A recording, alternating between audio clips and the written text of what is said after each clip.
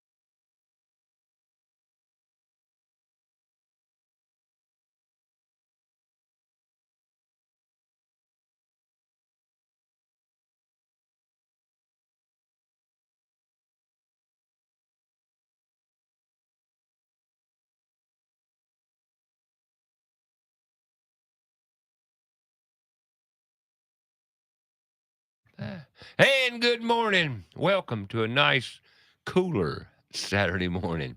As we head into autumn, it is September 7th. A beautiful one at that. A little cloudy, not too bad outside. However, we're moving into fall, autumn. 2 more weeks. We'll be hitting the autumn and moving into cooler weather. And are you ready? My guest today, Todd Chitester from Dwelling. Good morning, sir. Good morning. How are you? I'm great. You feeling better? I feel much better. Thank you for You asking. still a little stuffy. A little stuffy.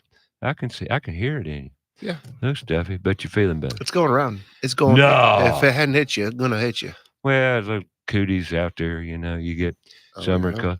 Yeah. Everybody gets all fearful now over something. It's called something or called something or called something else, It's the dang cold flu season. Gotta get out there and live. Got to keep on going and just feed that body the proper nutrition and eat well, take care of yourself, be physical, get plenty of sleep, rest, drink plenty of water. You had enough of that yet? Yeah. But it's all about taking care of yourself. For sure. Developing your immunity, But I will say this. God created a miracle in each and every one of us. And within your body lies a lot of healing, and you can do it yourself. It's about an attitude. And I know because I've lived it. I wouldn't tell you something if I didn't experience it myself. But I know for a fact you can take it once you learn how to take care of it. And some people say, "Oh, you're crazy, Ray Terry." Okay, I can buy that. A lot of people call me crazy through the years, and I guess I am a little, in my own way. But I sure follow what's right. I don't think the goal is to be normal, Ray. There is no normal. That's right. There is no such thing as normal. Not today, anyway. Nope. More so maybe 100 years ago. But anyway, things change. I'm not going to get too heavy into that yet. We got 3 hours. Yet, We'll get into some of it, I guess. yet, because what I've been going through the past 3 weeks, not to say it's been bad, not been bad at all. It's just been very eye opening, very mind bending, actually. And we'll get into that. But I just hope everybody had a great week and is doing well and get the kids back in school, kind of leveling out here. They've been out there a couple weeks now in school, and it takes them at least 2 to 4 weeks to acclimate. And that's not just the kids; it's teachers, school system, everything else. Depending on where you're at, Put Tools in Schools is gearing up for a school year and going to do our best to get in front of as many kids and embrace them and let them hold a tool, let them do something. Because a lot of kids, I had no idea how bad it really is. I mean, I had no idea how little our kids know about critical thinking, resourceful thinking, and really just thinking. Thinking is required every day. And these kids have been told what to do, how to do it, what to learn, what not to learn. And they're robots for the most part. I hear it from, and I'm not quoting me, although I'm witnessing it firsthand right now because I've taken under my wing a 20-year-old young man. That young man does not exemplify all kids, okay? So I'm not sitting here saying they're all not that way, Ray. No, you're right. Everybody's different. Everybody. We all got our own little personalities and we all learn differently. Our chemistries are different and everything else. However, the one thing that's required is thinking. If you don't think about your actions, you're kind of lost. And everything you do takes thought, critical thinking, and somewhat of a plan, from the simplest things to the most difficult things. But if you don't give it thought or think about it, you won't be able to do it. And now that's just basic, isn't it? I believe it is. Sounds real basic. I know you're saying tongue in cheek, you got to think about something, but like you have to go in with the mindset, we're going to solve a problem. We're going to fix something. Life is that way. We got it. A lot of folks are just going with the wind. They float. They just float. Yep. With no thinking about it, they just kind of follow. And therein lies the issue. Most people now follow. We're the leaders. Well, they're out there. I think we're not teaching it. Well, I think that there are some teachers out there trying. Oh God! And my goodness! Yes. I just left my brother who was Todd, in fourth grade, right. and he's within the context of the system. He's trying, and he is, I think, pretty successful at getting his young kids, fourth graders, to think about the way he's in New York State. In New York State, yeah. But he's still hamstrung. No, you're exactly right. And thank God for teachers, all of them, even if they can't do what they want to do. And that's the case in a lot of situations with our learning institutions. They are dictated to, and they have their protocols, and you are not to deviate from those protocols. But some teachers do, and they get their point across, which are great. I can name a few. Matter of fact, we might be fortunate enough to hear one today call in. Good. Yeah, I'm looking forward to it. I think we're due for some reform. It's going to happen. I think. Oh, it is happening. And it has to with all of the things and it had to change when you had a calculator. It had to change when you found the internet. It's going to change radically now as AI comes. Oh my God! The way that we have to teach kids to think, to your point, is going to be more critical than ever because you have all of these different tools of the trade, which AI is a part of that now. And right, wrong, or indifferent, you like it or not, there are some wonderful benefits that kids can reap and humans can as a result of it. Now, where does that become too much? I guess we'll find out eventually. Well, we have already found out with smartphones and how it's affected our children, Oh yeah, how it's affected our culture, not just our kids, but you, me, him, everyone. yeah. We were talking about studies this with my brother, who's like, the number one thing you can do to help kids learn, take away their phone during the day. During the day, It's totally codependency. it is. And it's addiction. And I know we talk a lot about that, okay, but here's the issue. We're going to talk about as it affects you. Todd Chitester, Dwelling. Yes. You are starting a business. Yep. You're still in startup. Very Now, much if I'm so. wrong, Very let much me so. know. Yep. Okay. And I bring Todd on the show for a reason. My reason, maybe not his, but I'll tell you. but he is undertaking, starting on an endeavor down a pathway that is brutal because it deals exactly with what I'm talking about. Service, industry, working with your hands, fixing, repairing. Not only fixing and repairing, but before you can fix and repair, you must understand and you must deal with the everything behind the problem to repair it correctly. In today's world, stupid prevails. It does. And that's the point. It's your house, not mine. Mm-hmm. I know what to do. You don't. Now, another thing about technology. You got YouTube University. Mm-hmm. You've got information. Everybody has information and resources at their little fingertips Yep. every day.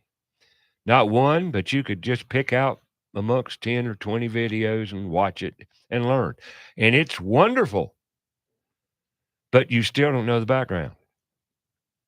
You don't know the reasons. You don't have the experience to back it up, the wisdom, you might say. No, for sure. And that's important. Now, how do we get that? How do we change this? I don't know. Well, I don't know. I mean, I don't think the technology and the information at your fingertips is never going away, and I will tell you it's probably a good thing. However, It can't. It's great. there are times where I have not done something and I've looked on YouTube and like, that looks easy, and then I wish I would have called someone else to do it many times.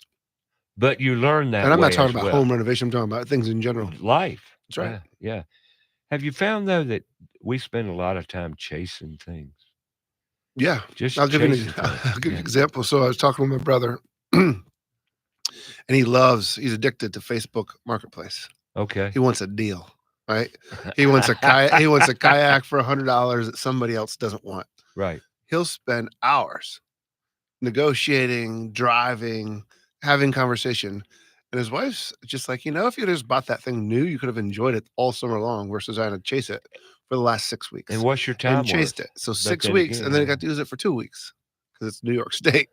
So yes, we chase. And some of that is a good chase. It's a good quest. Well, it can be. It's a Yeah. journey. And when you finish it, look what I did. Yeah. And I love it. Yeah. That is great. But yesterday, 2 days ago, and here's a great I woke up. I had to go pick up my student. And no, I had to go pick up something. And I tried to crank my car. Click, click, click, click, click. Chatter, chatter, chatter. Dead. Oh my gosh. The battery. Or the alternator. Or, you just now I know it was the battery of the alternator. I mean, I'm smart enough to know, I got sense enough to know. Well, I jumped it off and I ran some errands and took care of some things and came back, cranked right up again. It cranked right up the whole time I was out. Then I got back, it sat all afternoon, then got in, chatter, chatter, chatter again. Oh, Lord. So what do I have to do next? Yesterday. Well, I got to go do a job I'm committed to. Got to be there. I go out there, click, click, click, chatter, chatter. Yeah. Oh God! Now I got to chase the battery, and I did. I had to, but I got a new battery now. Of course you do. Yep, got it. because that's what was going on. Yeah, I knew it was the battery and not the alternator because it was charging. Sure. And, if it's charged, it's just a process of elimination. Now you take that, just that little bit. That was just basic information that you knew what I was talking about, didn't you? Sure. Well, not everybody does. Mm. Not everybody does. And we're not teaching our kids those basics, principles behind mechanics and automobiles. Another example, putting on a tire. You'd think a 20-year-old has had experience of putting on a tire, changing a tire. Nope. And righty-tighty, lefty-loosey. You ever heard that? From the day I was born. Yeah. Righty-tighty, lefty-loosey. How many times you have to be told that before you get it? So it's been inside of me, Ray. I don't know. But you know. That's right. Because you were taught. But if it's new for the first time, if it's new for the first time, you got to get it. Well, I rolled a new tire out. He says, go put this on that truck. I'm not coming and babysitting you. You're going to do it. I don't care if it takes you 2 hours. I've shown you how. We've done this before. Now it's your turn. I love to tell you a story. So my son's 20 years old, and he had a knack for getting things in the tire. I don't know, probably because he runs over things you're not supposed to run over. Yeah. Or runs into a fence. So he gets a lot of flat tires. So he gets a lot of flat tires. And the first time, like, he's like, I can call AAA. It's like, you can, or I can come help you. And so taught him the first time. And now whenever I get there, it's all done. Like he has it up in the air. We just checked the last final things. And, if we just called AAA every time, he would have never known how to do that. So now he's going to be able to teach his kids and help his brother. And that's being empowered. Yeah. And see, that's the whole key right there. Here's what I've seen throughout my ventures with kids in the past 5 years. Although I've had kids, I've worked with kids my whole life. I've been around kids my whole life, and I know people pretty well because I've worked with them. Am I right? No, not always. Sometimes I react. No. You? Reacting? And it's not always pretty. But I've learned to somewhat gauge that. But you have to react sometimes because it's wrong. Of course. It's wrong. So I'm going to react, especially if I've told you beforehand. But I got to take a break. So I'm going to take a break. Todd Chitester's in the house talking Dwelink. Now we're talking about kids right now. But how this all affects you as a homeowner. You're finding out if you're calling around trying to get something done. Geez. I mean, you know, don't you? Oh, yeah. It's hard. It's hard for everybody. That's what we're trying to solve. There you go. There you go. You're listening to About Your House. I hope you are anyway. Right here on Fox Sports Charlotte. Tune in. Download the free app, Fox Sports Charlotte. There is no more radio. We're streaming live on 4 different platforms now, soon to have more. But right now, Fox Sports Charlotte, foxsportsradiocharlotte.com on your browser. About Your House Facebook page and YouTube channel. Go on there. We're YouTubing live and Facebook live. Every Saturday morning right here. The voice of Put Tools in Schools. We'll be back.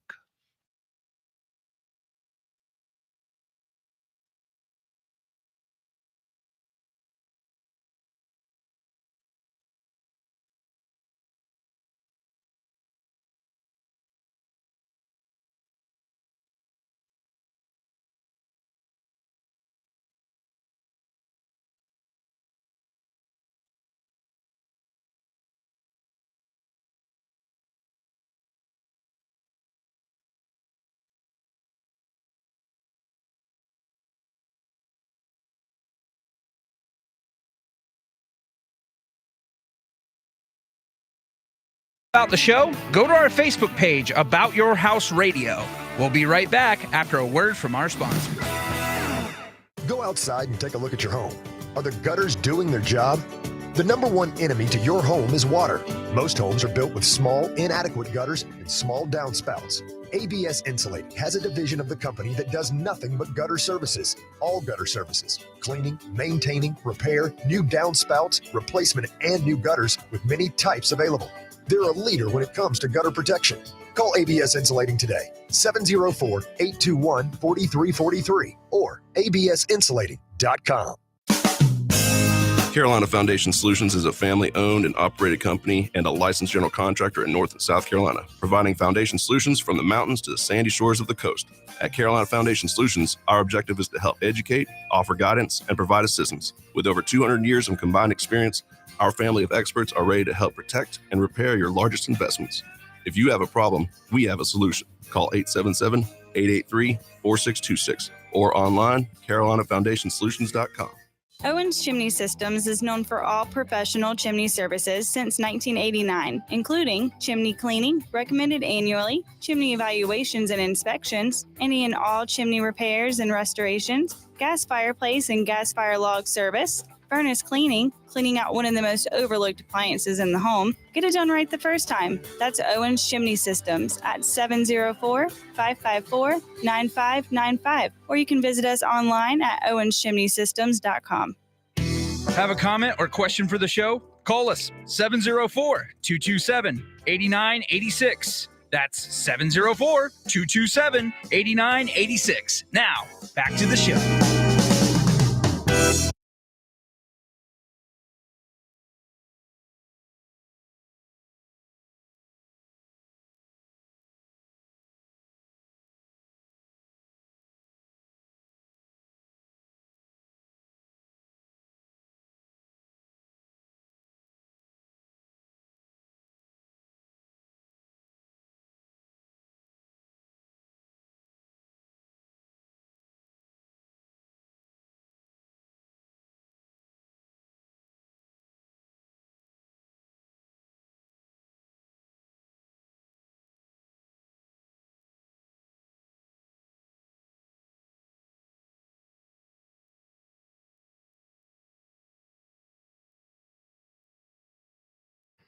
Okay, welcome back. I got Todd Chitester in the house today.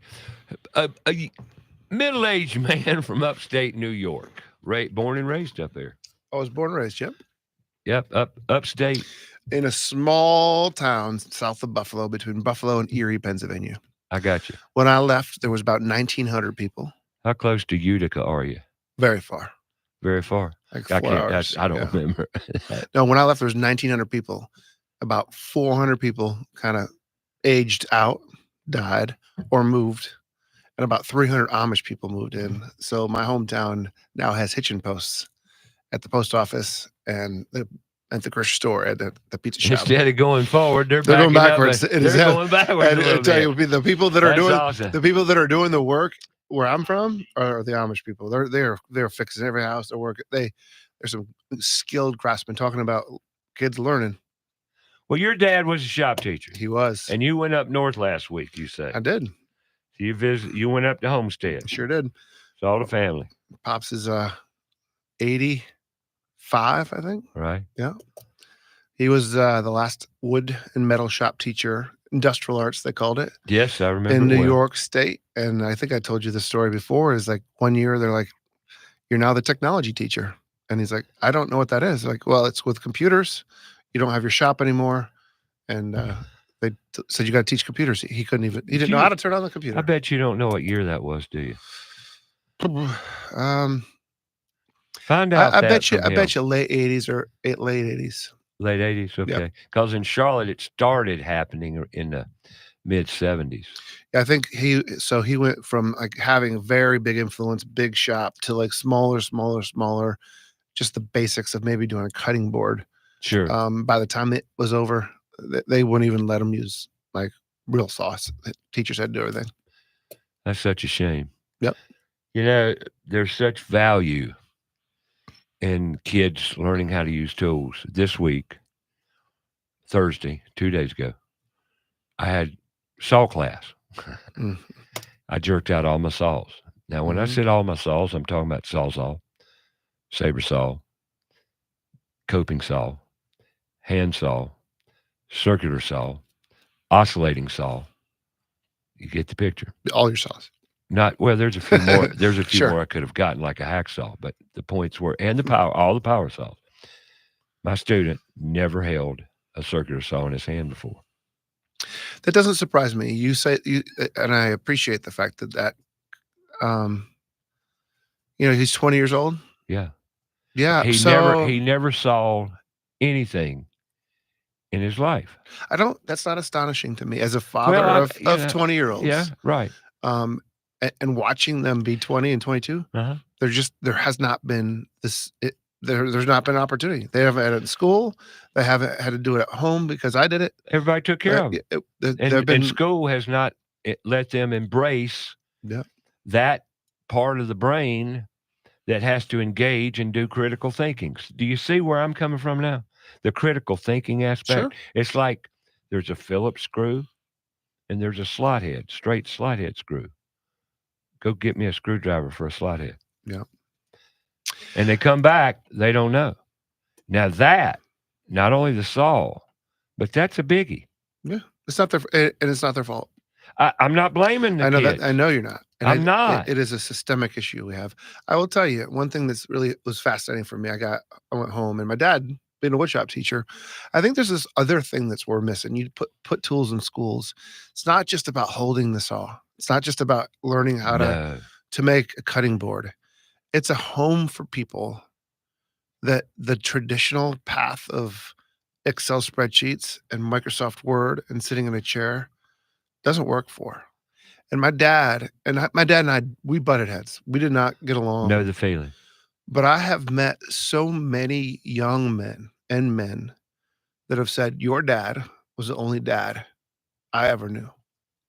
He took me in. He taught me life skills. Shop teacher. Life skills. Yeah. Like there was not anybody that he would not teach.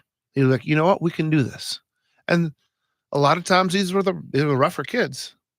But those kids, like he was a disciplinarian too, wasn't he? He was the last teacher in New York State that had the paddles on the wall. He brought them home. The Board of Education, the meat grinder. I've learned all of this. The discipline is required. Yes. Because if you don't have some sort of penalty for screwing up, other than a red mark on a piece of paper, you're not learning. And it's different when your accompaniment is something that can hurt you. So you can cut your finger off. And so there has to be discipline. You must stand this way. You must tuck your shirt in. You must do this. And if you don't, it's not because you don't want to. Tie your shoes, pull your pants up, tuck your shirt. But it's gonna pull you in. And my dad, I don't think he's only lost a couple fingers by people. Not his are fine. But there's a story of every shop teacher. How many fingers have you lost? Well, and you know why? Because they lose fingers. They do. And so and arm and hands. And there's a reason why the kids couldn't cut things later is because there's fear and liability and the rules were very litigious. The rules are around legal. So I'll tell you, when we talk about put tools in schools, I have a huge passion for it because of my dad. I believe that I have met some of the most incredible humans that found their path through the trades and through learning how to think critically and solve problems. But I think the thing I miss that I'm most excited about is having that there's a mentor type thing. There's a way, there's a path, there's a way it's not just you can, but it's a honorable shoulders back, chin up, this trades, and having other people as father figures and mother figures teaching these things. That's part of the problem. Mothers can't teach all this. And single parents have a rough time just making ends meet, and it's never been harder. So we're not giving our children the attention they really actually need for a sustainable life. And it's not their fault either. I mean, I'm not here to blame. No, me neither. We just got to find solutions. And, part of the solutions is here's the simplicity of it for me, because I've watched it. One, I've taken way too much for granted that my knowledge. I had no idea I know what I know because I've known it for years. Mm-hmm. I was raised with like you. My father did everything. Mm-hmm. Everything. I was exposed to tools I can't remember there's a time in my life where I wasn't exposed to tools, and all kinds of tools. And I learned, well, that's a blessing. And here I am. I know every tool, not everyone, but I'm pretty broad-minded about that. However, that's a thing of the past. I stayed in a room where the desk my dad built when he was in 5th grade. Yeah. 5th grade. A desk with drawers. Oh, I hear you. I get it. I didn't do nothing in 5th grade like that. I did but the coolest thing about this though is that we can make a difference. We're going to. I mean, the kids love to build Legos. Have you ever seen them do this Minecraft thing? Yeah. They can build and design, and it's just this. I'll remember the kids are geniuses, man. Every one of them. Tell you, Ray. Yeah, when I was a single dad for the first summer, I was like, "What am I going to do with my kids?" Like, I had them for weeks at a time. I was like, "I wish my dad would have brought me and taught me how to fish or something." And I'm like, "What am I good at?" And I said, "You know what I'm good at? I'm good at solving problems." And we fixed a small engine. Oh, so that's great. And we took that thing apart. Yeah. And we put it back together. And they would have thought it was a Super Bowl when we went to start it at the end. Exactly. And when that thing started, and my 8-year-old son says, "Dad, this is better than Legos." I'm like, "All right, now we're gonna do a go-kart." So then we went to we went to the junkyard. I'm like, "Do you want to get an engine that's like brand new, or you want to get one that's kind of upside down in the mud?" They're like, "Upside down in the mud." So we got the one upside down in the mud, and we brought this thing back to life and called it the Junkyard Dog. And that's awesome. Good dad. Well, it was too fast. At the end of it, we couldn't even use it. It was so fast. But like it was fun. Great. That's awesome. That's a great story. Well, over in the toolbox, you've been there. Yeah. And we're emptying it. We're over half empty now. And I've got stuff in there like an old lawnmower, an old pressure washer. They don't run because they've sat too long. The carbs have gummed up. Easy fix, takes a float, all that. I'm not getting rid of that stuff. No. Those are teaching aids. Yeah, for sure. And I'm going to have classes. We're going to have classes, not just me.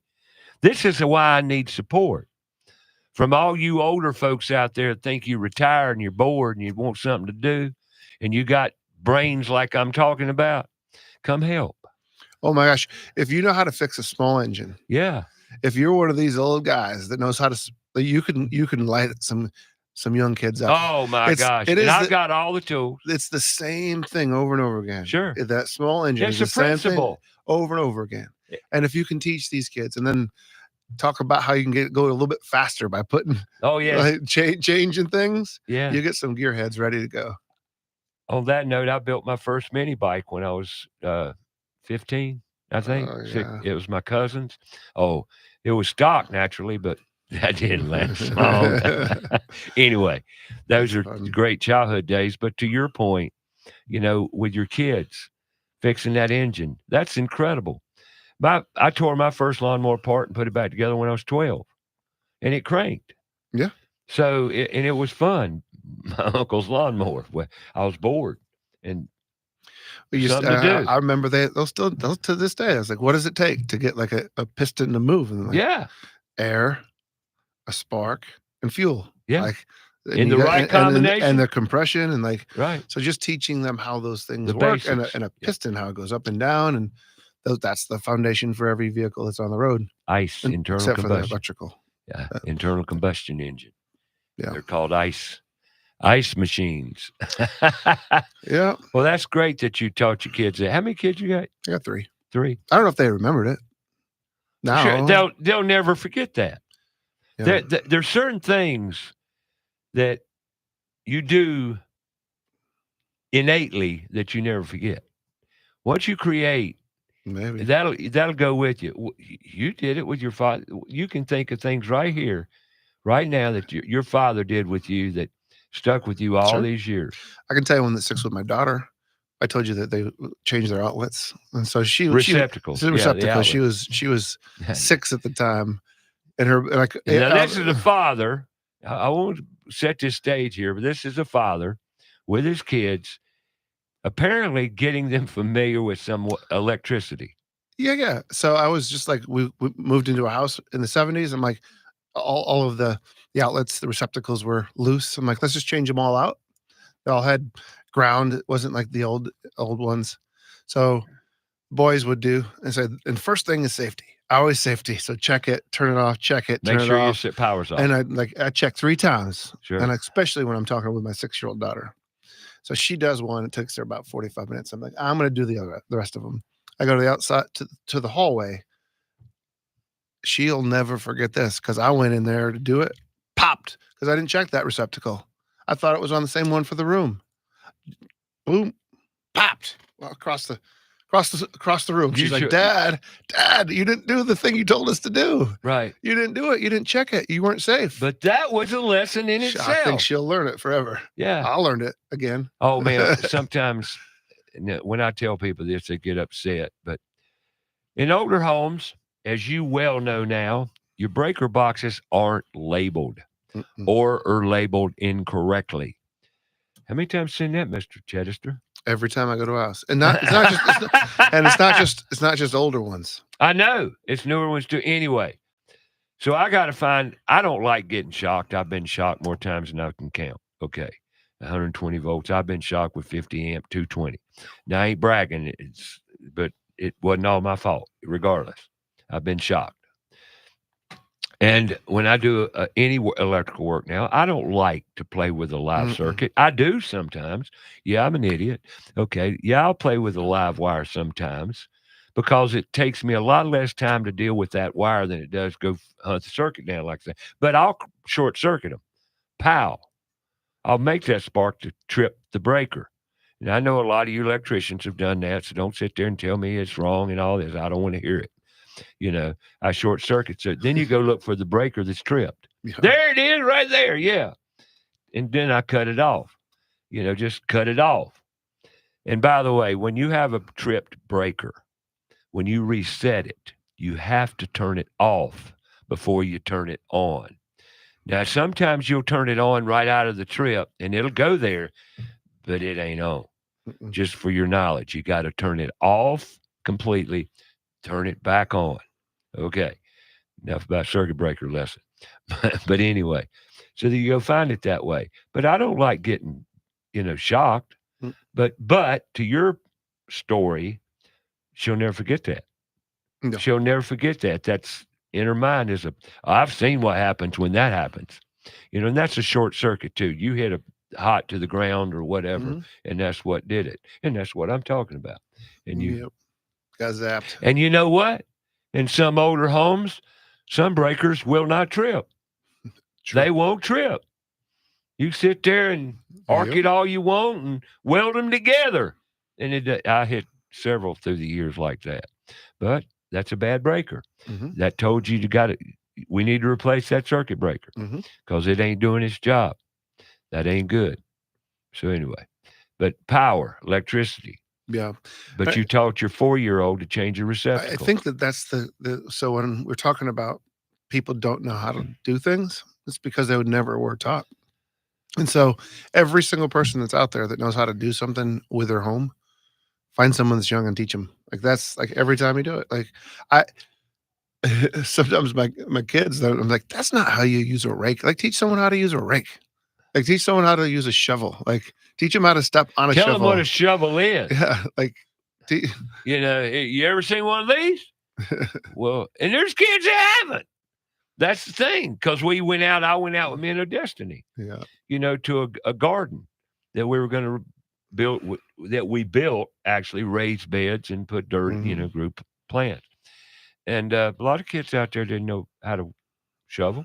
No. They didn't know what a yard rake was versus leaf rake. We get into a rake class. And see, all these tools, every one of them I've mentioned to you is in the toolbox.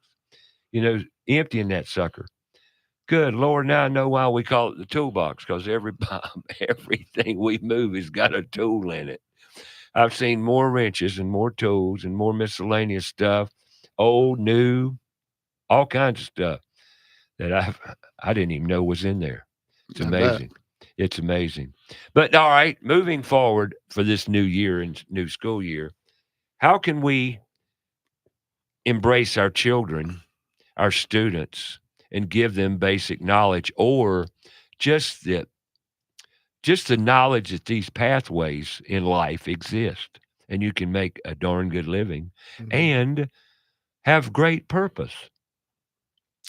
Because see, once you learn this stuff, you can teach it later on in life. But if you don't know it, it's kind of hard to teach what you don't know, isn't it, Todd? It really is. It really is. No, it's a fascinating thing that we're going into right now. Yeah. And the schools, I love that's the foundation where our kids are taught. But also, every day we have to try to like take our time to teach them, and it may take longer and it may be frustrating. But when you're teaching a young person and giving them, equipping them how to even do their own laundry. Yeah. Oh, yeah. You're There's taking another people one. along. Or cook. Every time, just teach a little bit. And I don't Yeah. think that I, as a single dad, did that all the best ways. I luckily have a great human that partners in Karen and loving my kids, my ex-wife, and she's just amazing. So if I didn't, and her husband, so like he's a teacher, and so like Oh, cool. we should there's a DNA that we need to teach and to learn every day, and that's what I'm hoping that we can do and change. What really concerns me is the fact that we're teaching our kids all about academics, like that's their savior. I've heard parents and educators alike say, well, they'll figure it out in college. No, they won't. It's already been proven. They will not figure it out in college. All they're going to do is acquire more debt, more confusion, more misdirection. Now, that's not true 100%, okay? But the numbers prove it. The data proves it. This ain't out of my mouth, and I'm not against it. I'm just sure as hell ain't for it because of the ramifications and the manifestation of the bigger problem. And that's just until we work together and learn to do critical thinking, we're going to keep going down this road we're on, and it ain't pretty. For every 5 of people that retire, 2 step up to replace. That's it. That's pretty gloomy. And out of 5 technicians you may call to fix your electrical in your house, 5 calls, maybe 1 knows what he's doing. Remodeling's a challenge. It is. One area I'll tell you, and I've been doing this on purpose. You know, the company that I started is to help people own their houses because it's too hard. We're going to talk about that. But like, and that's why you're here. I have a dryer, and I want to talk about appliances. Sure. And how hard it is to manage an appliance that breaks, and kind of what my experience has been since October of last year with a drum that's busted. A clothes dryer? Clothes dryer. Okay. And I was telling my parents there's not much to clothes dryer. No, I tried telling my parents this. Like, that's why you have Greg Backey. You know, it's a local appliance. He'll just bring us a new one. He'll take the other one back and he'll get the drum there. And that hometown feel is like, that one appliance guy could do everything. Yeah. Because I'd pay extra for him. Today I would since October, I haven't got this drum. Since October. Welcome to America. You have to be certified, LG. You got to get an RN. You got to have all of the things. And all the rules. You got to play by all the rules. I've spent over 20 hours on the phone so far trying to get my drive. And I'm doing this. There you're chasing. I'm doing this as an experiment to show how difficult it is to take care. I record every conversation. LG says one thing, technician says another, and they're back and forth. And welcome to corporate America. Yep. Along with just lack of knowledge. It's hard. Lack of creative thinking. Lack of critical thinking. Right. I'm not sure what the problem is with this appliance, but it's driving me crazy. Somebody has to think critically. We're going to take a break here, folks. You're listening to About Your House, talking to Todd Chitester just about life in general, about our kids, about students, about what we need to do collectively as a community. It takes a village. Sure does. You just can't get 4 or 5 people tackling this. It takes a village. Industry, we need you. We'll be back, talk more about that. And Dwelink, what is that? We'll be back.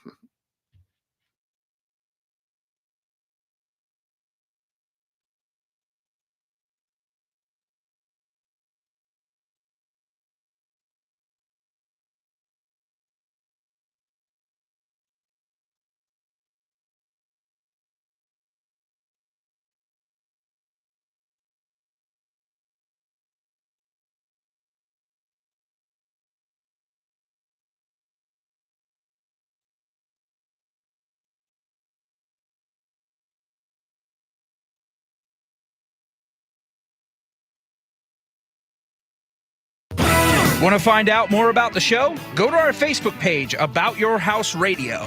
We'll be right back after a word from our sponsor. John DeLand here, manager at Crown Town Cannabis, Charlotte's original CBD and hemp resource, where the staff can help you with any questions or concerns. All of our products are third-party tested for purity and quality. Oils, edibles, Delta-9, topical creams, vapes, THCA flower, and products to help with the pets. Visit our new South End store at 115 Park Avenue in the South End. All 4 of our Charlotte area stores are open 7 days a week. Check online for the store near you. That's crowntowncannabis.com. Let's face it, we do not like bugs and especially spiders and ants. Unwanted pests in the home are not only creepy, they can also spread sickness and cause significant damage to the structural integrity of our homes. Kilo Exterminating has been taking care of pest control problems in the Charlotte area for over 70 years with award-winning customer service. Moisture readings are standard with all crawl space inspection. Call Kilo Exterminating at the first sign of infestation, 704-333-9855, or online at kilo.biz. Again, that's 704-333-9855. Hi, Roddy Player here with Queen City Audio, Video, and Appliances. Do you ever wonder how a local, family-owned business can compete with the big box national chain stores? It's simple. As part of North America's largest buying group, we have over $15 billion in buying power. We buy products at great prices from more manufacturers than any chain store, period, and we pass those savings on to you. So buy local and save more at Queen City, where you'll always find the right product, right price, and real answers guaranteed. Have a comment or question for the show? Call us 704-227-8986. That's 704-227-8986. Now, back to the show.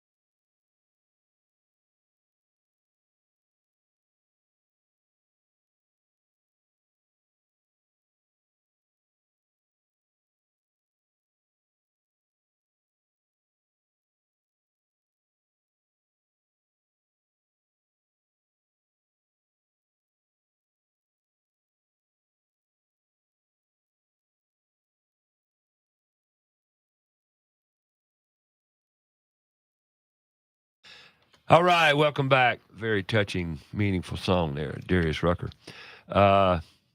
Great song. Todd Chitester's in the house. I want to tell you, got some great guests coming up. Take this time to tell you, we got a calendar. And I tell you, there's a calendar. All these guests are going to be posted on the events calendar of puttoolsinschools.org. So there's a little cross-reference there between guests of the show and events. around put tools in schools. And we've got one coming up here at Mount Pleasant High School on September 19th, Thursday, September 19th. We're going to be able to hopefully engage 500 to 1,000 kids, at least maybe get a tool in their hand or get an idea of some career pathway or opportunity or just general knowledge about something. Give you a story about that this week. My student that I'm working with brought me a picture the other day of his disposal in his kitchen full of yuck. Full. I mean, it was up to the brim. He says, Uncle Ray, he says, I got a problem. Can you help me with it? I says, what's your problem? He says, see my disposer. I said, how long has it been like that? He says, I hate to tell you. I said, well, try. He says, since April. I said, oh, no. I said, so it won't work. He says, no, I turn the switch on, it just doesn't work. I says, well, okay. There's a button on the bottom. It's there. Trust me. You can't look there. You got to look close because it's kind of recessed. And then you push that button and then try it.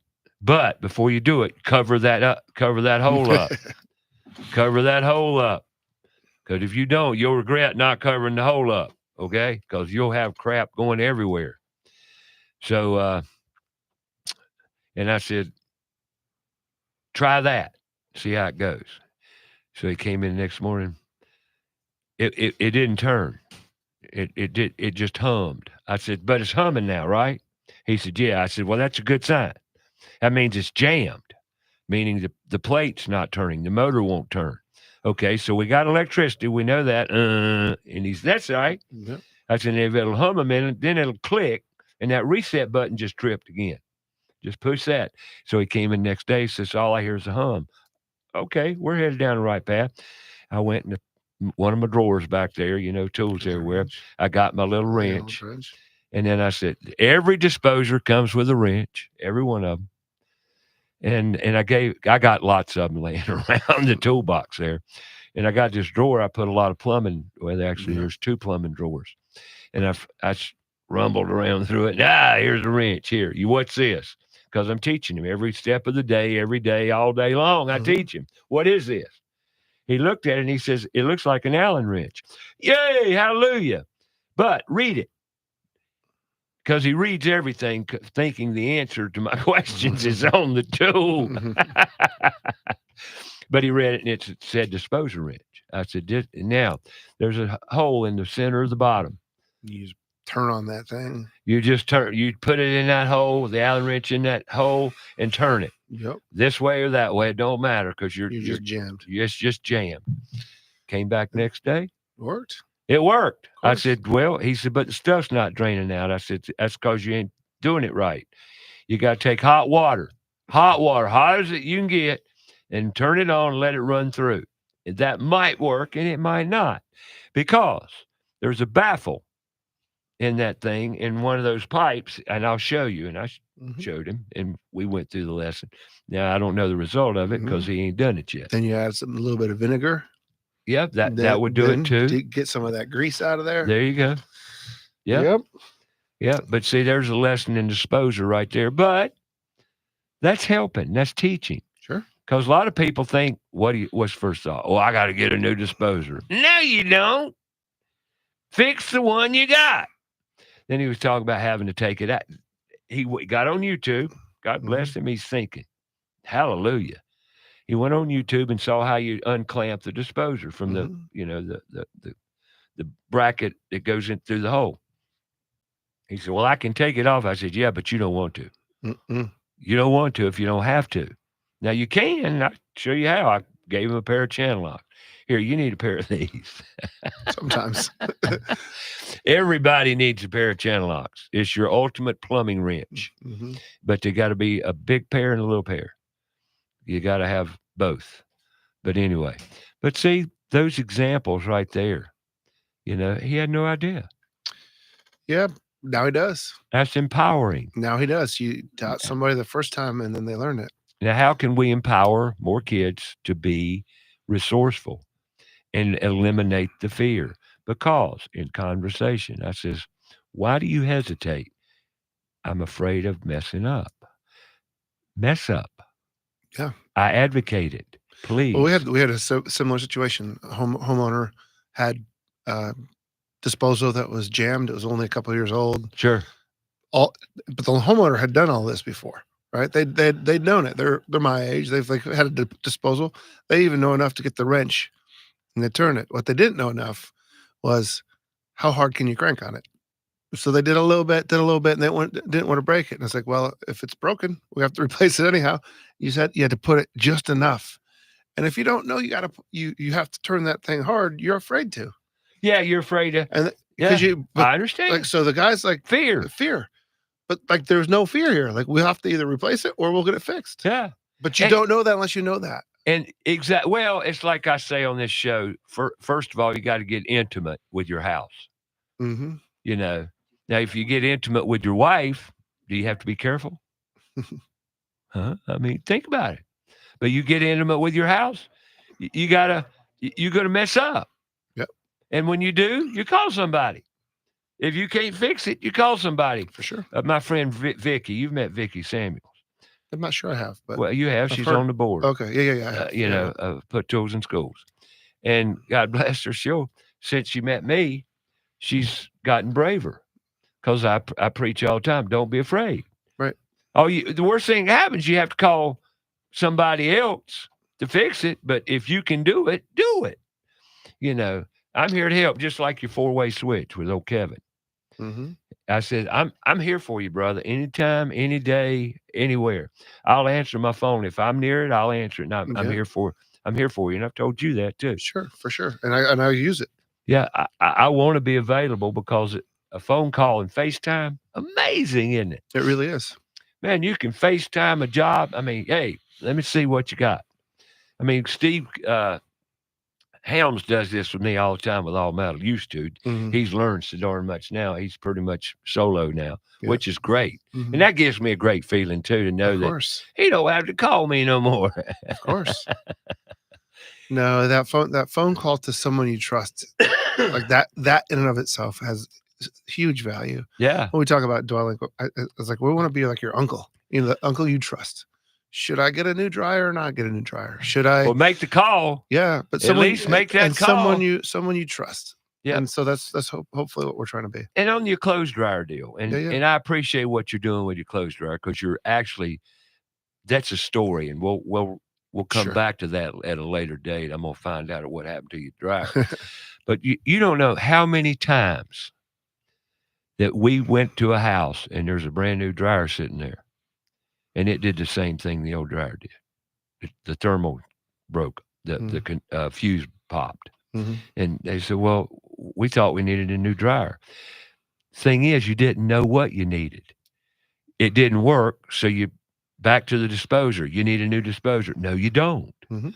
You need to fix the old one. First thing, a clothes dryer, except for the computer boards, if they in fact have computer boards, and most 90% of them do now, even the simple ones have a chip in them, as I've learned from my buddy Chip Raker, Chris Raker, Plaza Appliance Service. Now, there's a guy, you talking about a hometown guy, Chris Raker and his brother. Mm-hmm. Oh, man, they're incredible. But they've been in the appliance repair business Chris goes back 35 years now, I think. And he is fantastic. And he'll talk to you on the phone, too. But in today's world, not all appliances are that easily fixed because of the technology and the computer boards in them. Anyway, a clothes dryer, there ain't but 4 or 5 major parts to the whole appliance. Simple. All I need is a drum. Yeah. I can't get the drum. Yeah, but that's amazing. A drum went bad. That, to me, says that brand, not going back and telling what brand, ain't good. And I've heard that a lot about that brand of appliance, which I'm not going to repeat it. Give me one of the old ones. Yes, sir. Give me something simple because they all operate the same. Every one of them. I don't care how much you pay for it. They all operate the same. And, on that note, I'm going to throw out, getting rid of the toolbox, I found a washer pump. Yeah, clothes washer pump. I want to talk about clothes washers. Don't let me forget. Okay. When we come back, I want to talk about clothes washers a minute. The new front loaders. Okay. With a little bitty door on the front. What's that little bitty door for? I'll tell you when you come back. But you need to know about that little bitty door. Now, if it doesn't have a little bitty door, it's still got a panel on the bottom of the washing machine. And you're going to take that panel off. And I'm going to tell you what for when we come back. A lot of people don't know this. I learned the hard way. Story behind it. 704-227-8986. Call us. Love to hear from you. We're here with Todd Chitester. We're going to take a top of the hour break now. We'll be back with more about your house. Hour number 2 coming up.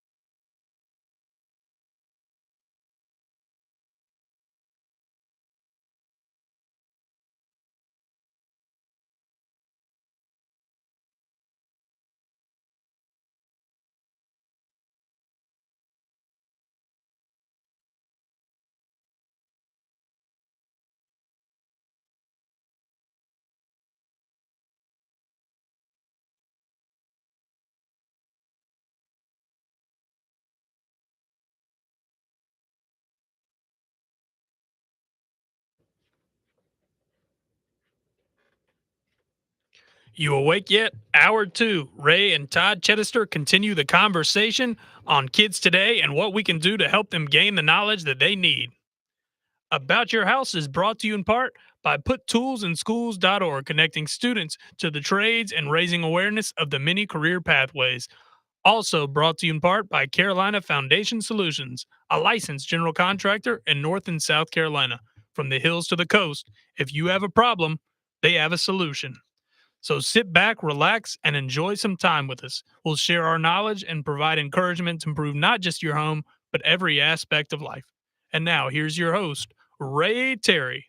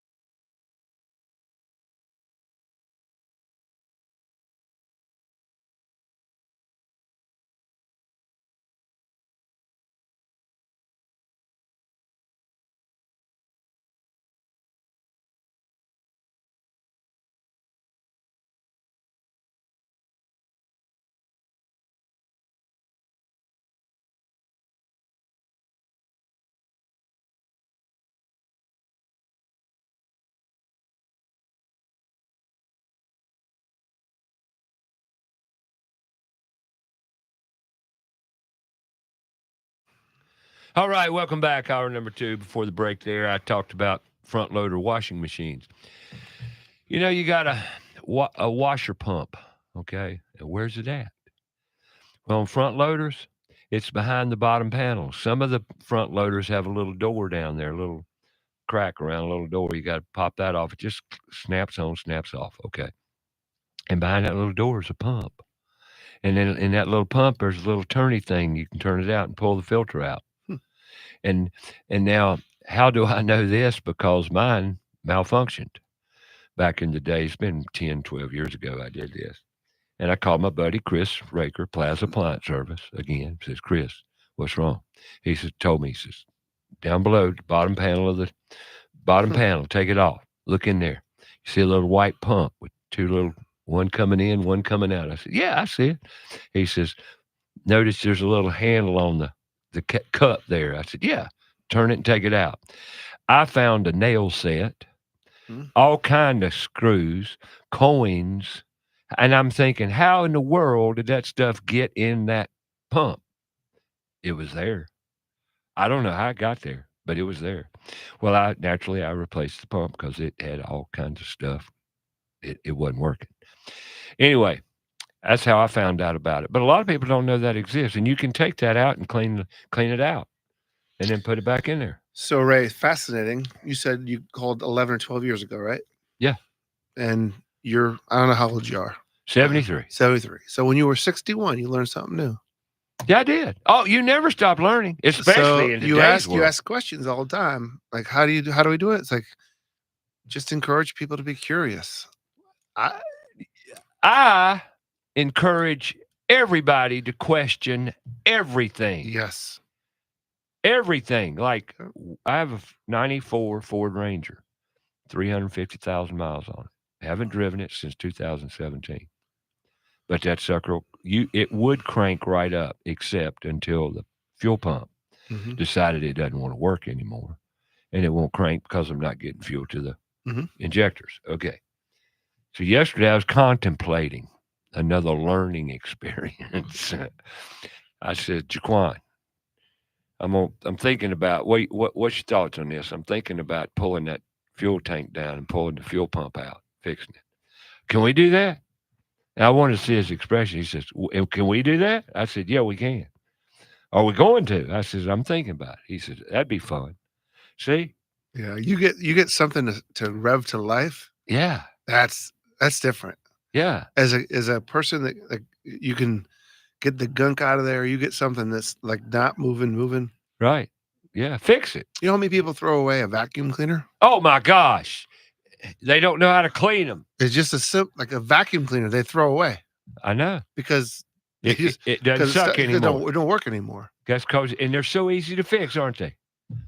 You cut all the hair off of it. Yeah. It's wrapped around the thing. Right. And all the little strings that's around a little. You have to get through all those holes. Just take it all apart, put it back together. Yeah. I guarantee that's all you got to do. And you can go to YouTube University. Probably. Yep. You know, and I'll tell you that I'm glad you brought vacuum cleaners up. Man, just take it apart, put it back together. I got a rule about shop vacs. What's that? When I go to a house and I need a shop vac, I will not use someone else's shop vac without taking the lid off, cleaning it, because people don't know how to take care of shop vacs. Nope. But I gave Jaquan, there again, a lesson. Second or third day, okay, what do we call this? There's a vacuum cleaner in it. Looked like one. I said, yeah, shop vac. We'll use this shop vac more than anything else in the shop overall, because cleanliness is next to godliness. And when you keep a neat job, you keep a safer job. So remember that. But let me tell you a story about vacuum cleaners. When I use a vacuum cleaner, I don't want to put dust in the house. The whole object is we're cleaning up, not messing up. Mm-hmm. But if you've ever turned the shop vac on and it blows dust out, you ever done that? Oh, yeah. And that's because people don't clean their shop vacs. You know, that's why I won't use one. Seldom will I use a homeowner shop vac, unless, like I say, I clean it out first. Because invariably, 90 to 95% of every shop vac I use, they're dirty. Yep. And they'll blow dust out. Well, why are we doing this? Anyway, I got a policy. Before we go out to a job and that shop vac's on the truck, we empty it. We shake the filter out, we put it back together, we put it on the truck. That's great. Because that, and when you're grinding, you got to have a shop vac. Mm-hmm. And now you say, what do you grind? Sometimes I go out and I have to cut granite for a cooktop. But the hole isn't big enough. So I got to take 1/4 of an inch off, 1/2 inch off, whatever. Well, if you ain't got a shop vac, you're going to have a mess, and I won't have a mess. I won't have a mess. I won't do the job because I ain't cleaning the kitchen up full of dust and old granite chips and dusties. No, but shop vacs or vacuum cleaners, like you say, people throw them away all the time. All the time. Like lawnmowers. Lawnmower comes up. Tell you, if you're a kid out there and you want to always make money, good money, there you go. Learn how to fix a lawnmower and a vacuum cleaner. Learn how to fix. Nonstop. But once you learn one, it gives you the courage. It empowers you. That's the best word I can think of. You can learn how to clean a carburetor. Yeah. You make $50, $100 an hour. And once you learn these little traits of life, these little life skills along the way, it's amazing. And all you granddads out there that taught your grandkids about this stuff, I commend you. I love you. I'm a little different too, because you should also teach your kids how to use like a pivot table in Excel. A pivot table on Excel. In Excel, in a table that has data. Spreadsheet stuff. Spreadsheet. You can teach someone a pivot table. I don't know what a pivot table is. Some product, and also how to clean a small engine. 10 things you can teach people. They'll always have a job. Simple 10 simple things. Yeah, well, critical thinking's part of it. And once again, communication. Actually, communication's, and I say this practically every Saturday, communication's key to success in life. If you don't know how to communicate, it won't work. And that skill alone is something we need to teach our kids too, how to communicate effectively and honestly. One thing without fear.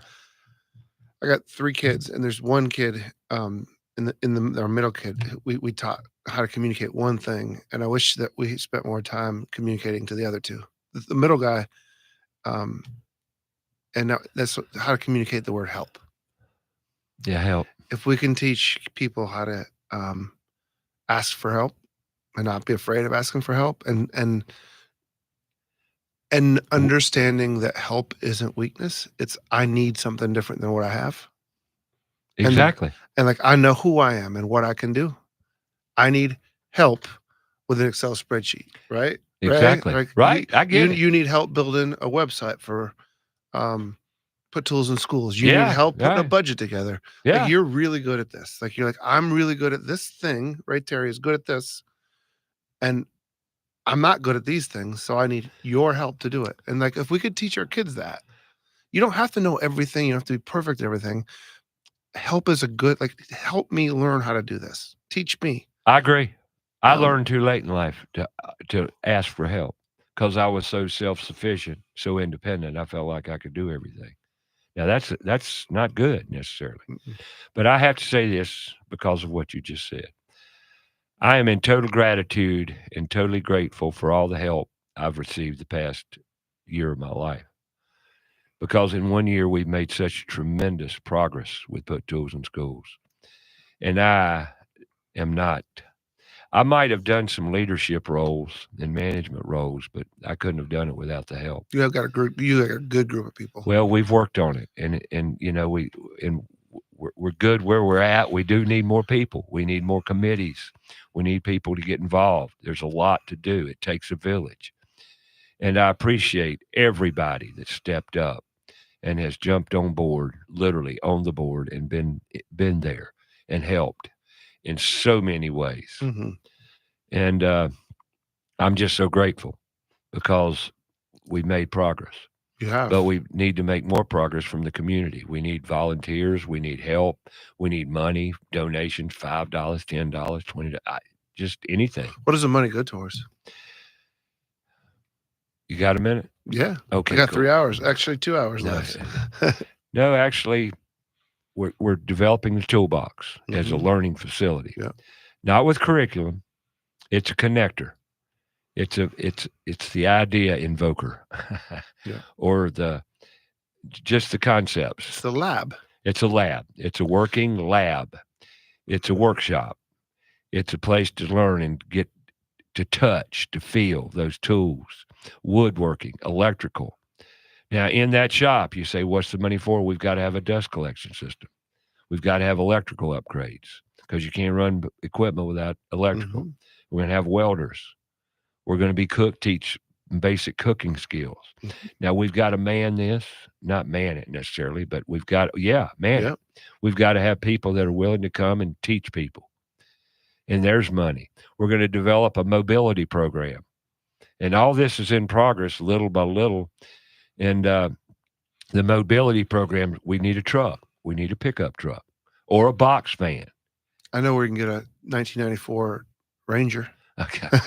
And we'll use that in Put Tools in Schools as a learning to aid. But we need a vehicle. We need a box van and or a excuse me, I'm fumbling here. 8 by 16-foot trailer, tandem axle, to pull behind a pickup if we don't get a box van, either or. But we've got to have a way of going into the community. We right now have events set up to work with West Boulevard Ministries, where we're going to have about 25 kids, that we're going to teach, all male, so 25. And they're going to wind up, and I know it already, just like Jaquan. So we've got a work cut out for us on just working with these kids, just exposing them, engaging them. Oh, yeah. And we've got involved with that program. So the mobility program is all around that. Mm-hmm. We want to have a trailer stocked with tools and projects that we can go out in the community and eventually go into elementary schools, fifth grade, and present the tools, the trades. It's about the right time. In the fifth grade, just to plant the seeds. And then that mobility program too it's a smaller version of Put Tools in Schools Trades Career Days, where we can go to a smaller group of community somewhere, be it a church, be it a social gathering, whatever, and present these tools and concepts to kids there. And young adults or older adults or groups, it doesn't matter. But the mobility program is going to be around that, just going out into the community and being a part of other nonprofit events that we can be a part of those events, exposing kids and the community to the Put Tools in Schools concepts. And all we want to do is raise awareness. Of course. It's all it's about. Yeah. It's all it's about. So what's the money for? We got to feed our presenters at these trades career days. Sure. That we keep going with. And those trades career days. So we need money. We need money and hopefully our ultimate goal is to have a full-time executive director get on salary. It's kind of I was asked you because I saw your budget. It's not a very big budget. Like you need to. That was year one. Yeah, you need to raise more money. Matter of fact, this Thursday Thursday, coming up, we're having a finance budget committee meeting. Good. And we're going to revamp, and we're going after grants. My week is all around putting budgets together around the need, because you can't get grants unless you can tell people what we're going to spend money on. For sure. So we're putting all that together, like you say, progress. But I couldn't do this unless I had help. Well, you got good help now. But when a guy comes up to you, Ray, what about those budgets? Where are we? He said, and then said, we got to get a budget meeting together. And I said, all right. So there's help motivating me. Yeah. Because it never stops on what you need. Nope. And these kids, once you put a tool in their hand, you can see a smile and lights go off and bells ring. Oh, yeah. You done spark something there, man. That makes it all worth it. Really does. It's been a voyage. It's been a journey, but we're going to keep at it. And it's not easy because the industry, well, I'll talk a little bit more about that. Then I'm going to get into Dwelink. All right. We talked about your business. We need to talk about what you're doing, because what you're doing is darn good. Thank you. It's challenging, but great. Yes, it is. But great. So we'll talk more about that. Todd Chichester's in the house, Dwelink. And we're just doing a little bit about Put Tools in Schools review, as I always do, because I'm just trying to wake people up. All kids should not, would not, will not go to college and use it effectively to give them purpose and happiness. They need other pathways. Let's give them a few. There are a bunch out there. Well, come on back. We'll talk about it.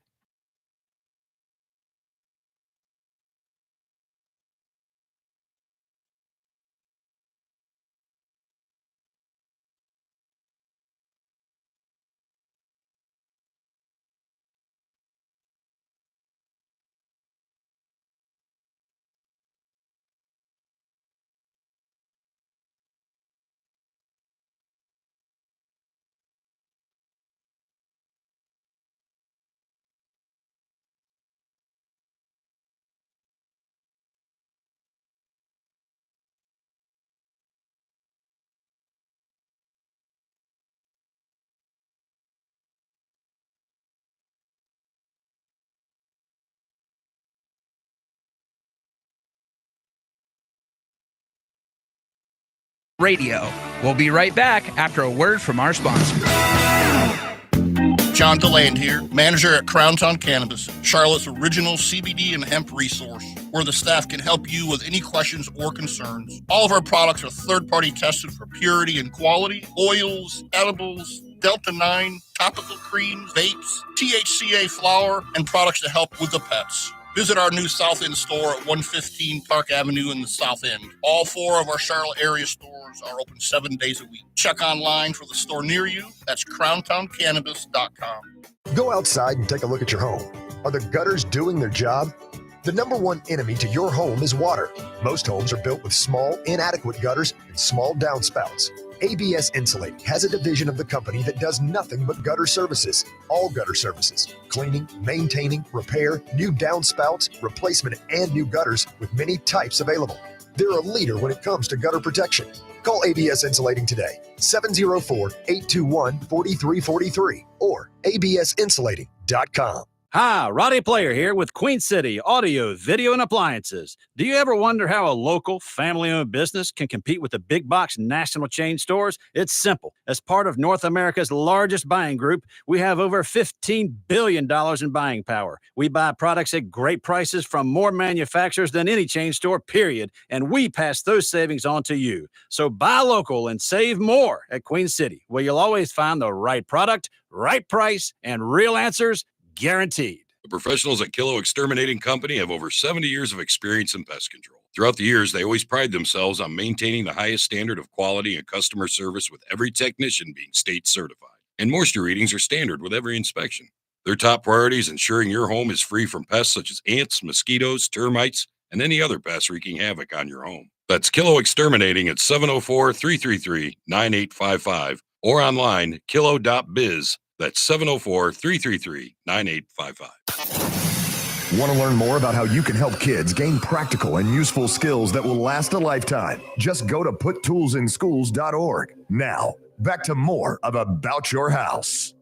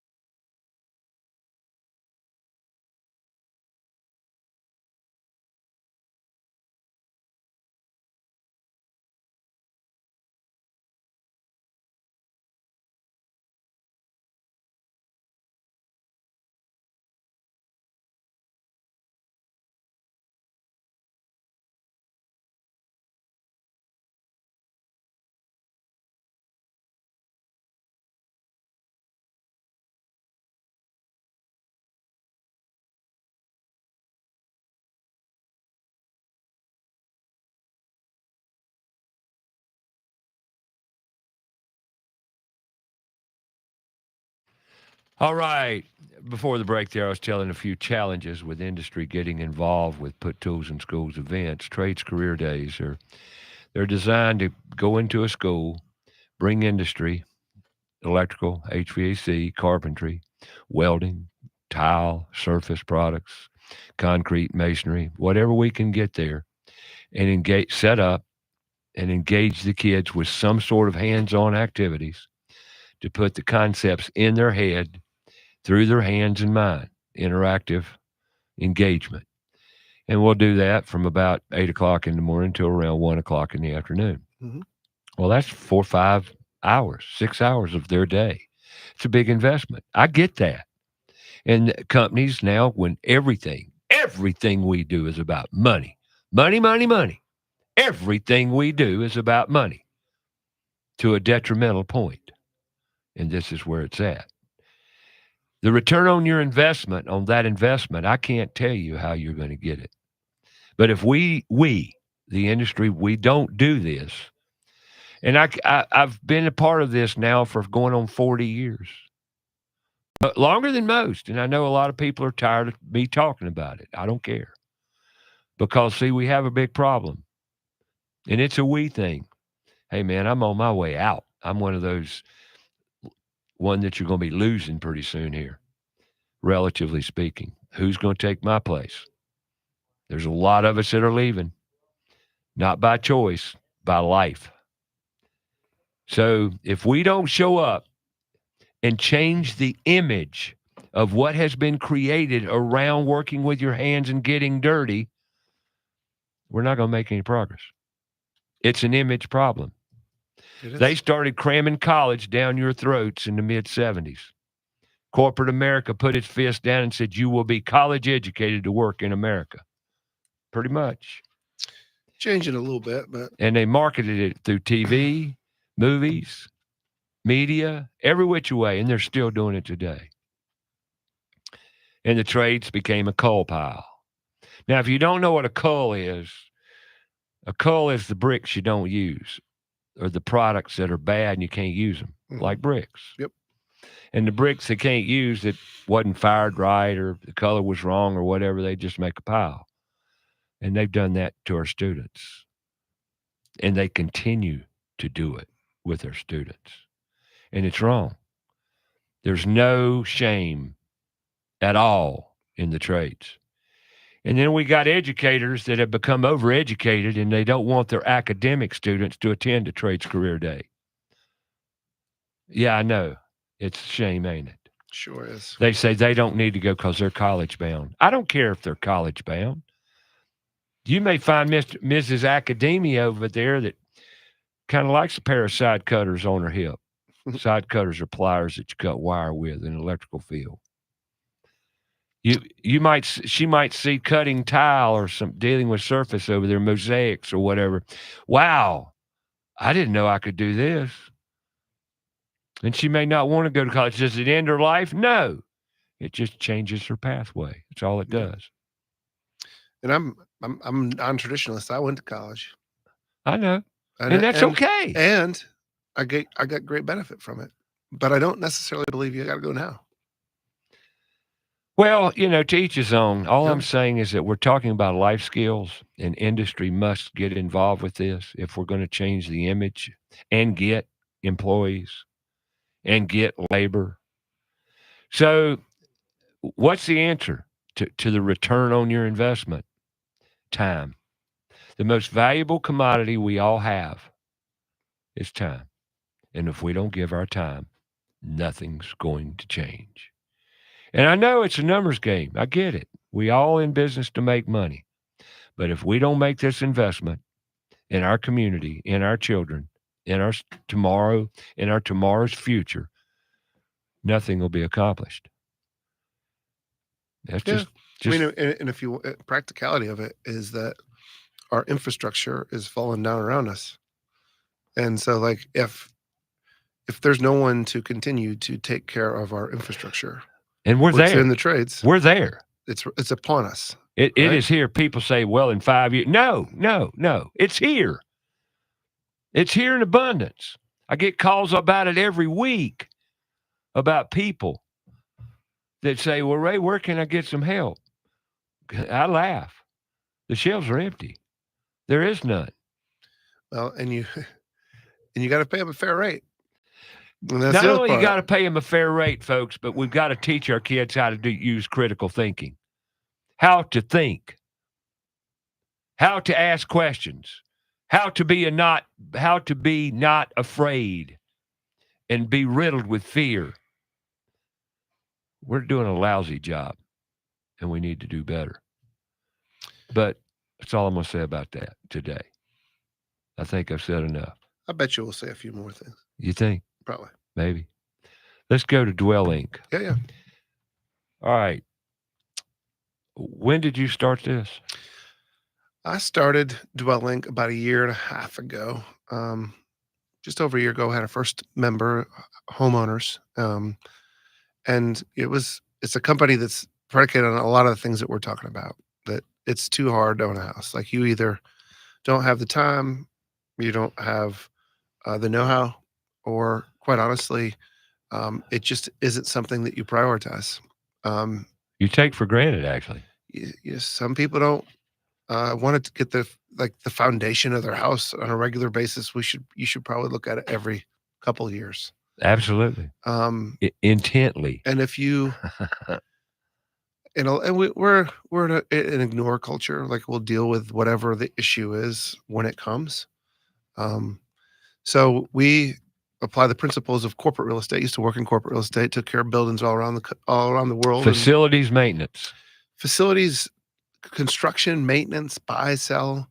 But conceptually, like we manage groups of buildings as a portfolio. And so within that portfolio, you had assets. Like a building would have an HVAC unit and different doors. And each one of those components within your house has a different maintenance requirement. Your elevator, right? They have very specific things with elevator. Like you want to get an elevator that's maintained the right way. Escalators, HVAC. Some of them are for a safety issue. Some of them are for make sure it's cold in the building. If you're going into a banking center, we want people banking there and it can't break. And so you maintain it to a different standard. And so conceptually, like what if we took the same principles where we had a person that knew about buildings assigned to your home called a homemate. That homemate comes alongside of you and helps you determine how to take care of your house. And then when you have an issue, there's a button, we call it the do it button, not the honeydew, but the do it. It's like a work order. It's like our faucet doesn't work. We need someone to come out or dripping or whatever. Right. The other day that happened, and it was a homeowner, a single woman. She was about 51 years old, and she knows beautiful house. She knows everything about her house. She's always maintained it. And she just needed to know if she had to replace the faucet or not. And so sure enough, you take the top out, the gasket that's embedded in the faucet. Right. Disintegrated. Got one to fix Monday. So next week. So it's a faucet. It's like you can't replace the gasket. There's not a piece or a part you could do it. And she just needed to simply know that that's the case. She ordered one. It's coming on Monday. We'll fix it. And like, could you find a new cartridge for that piece? Not anymore. Not for this one. We looked, And so, it's just there's lots of things that we do to help homeowners. We make sure that they have a maintenance program for their whole year. Like we clean the gutters in the fall and we do a pressure washing after pollen season. And we make sure that we have the HVAC service that you're supposed to have in the spring and the fall. And that's a confusing one because a lot of HVAC people are telling you a lot of different things. But we do. They do, don't they? Yeah, like this. It's all around their money. This past summer, we got 4 or 5 calls, condensate lines. Number one call in the summer. I've talked about it a lot on the show. And guess what? The HVAC companies don't do that in their spring service and in their fall service. And that condensate line has caused many sleepless nights when it's hot. And a little bit of vinegar, and you're doing it on a regular basis, and you're not going to have that issue. That's what I tell people all the time. That's one of the you need to know where your main disconnect is for electrical, gas, water, and what you just said. Condensate line. Your condensate line. If you have a central air conditioning, forced air, you've got a condensate drain coming out the bottom of your evaporator coil. And that will clog up. And I talk about it frequently during the summer months. It's the number one service call. And if it's humid and it's pulling air and guck, and it pulls all that guck through, if it's been dry especially, then it pulls all of that stuff and it gets in your trap. And it's not easy to get in there, usually underneath the house or up in your attic. Right. But you need to know it's there. You need to know. And then you have a pump in certain crawl spaces. You do. The condensate drain pump. It's a little box trough, little box with a little pump in it. Well, sometimes they don't work.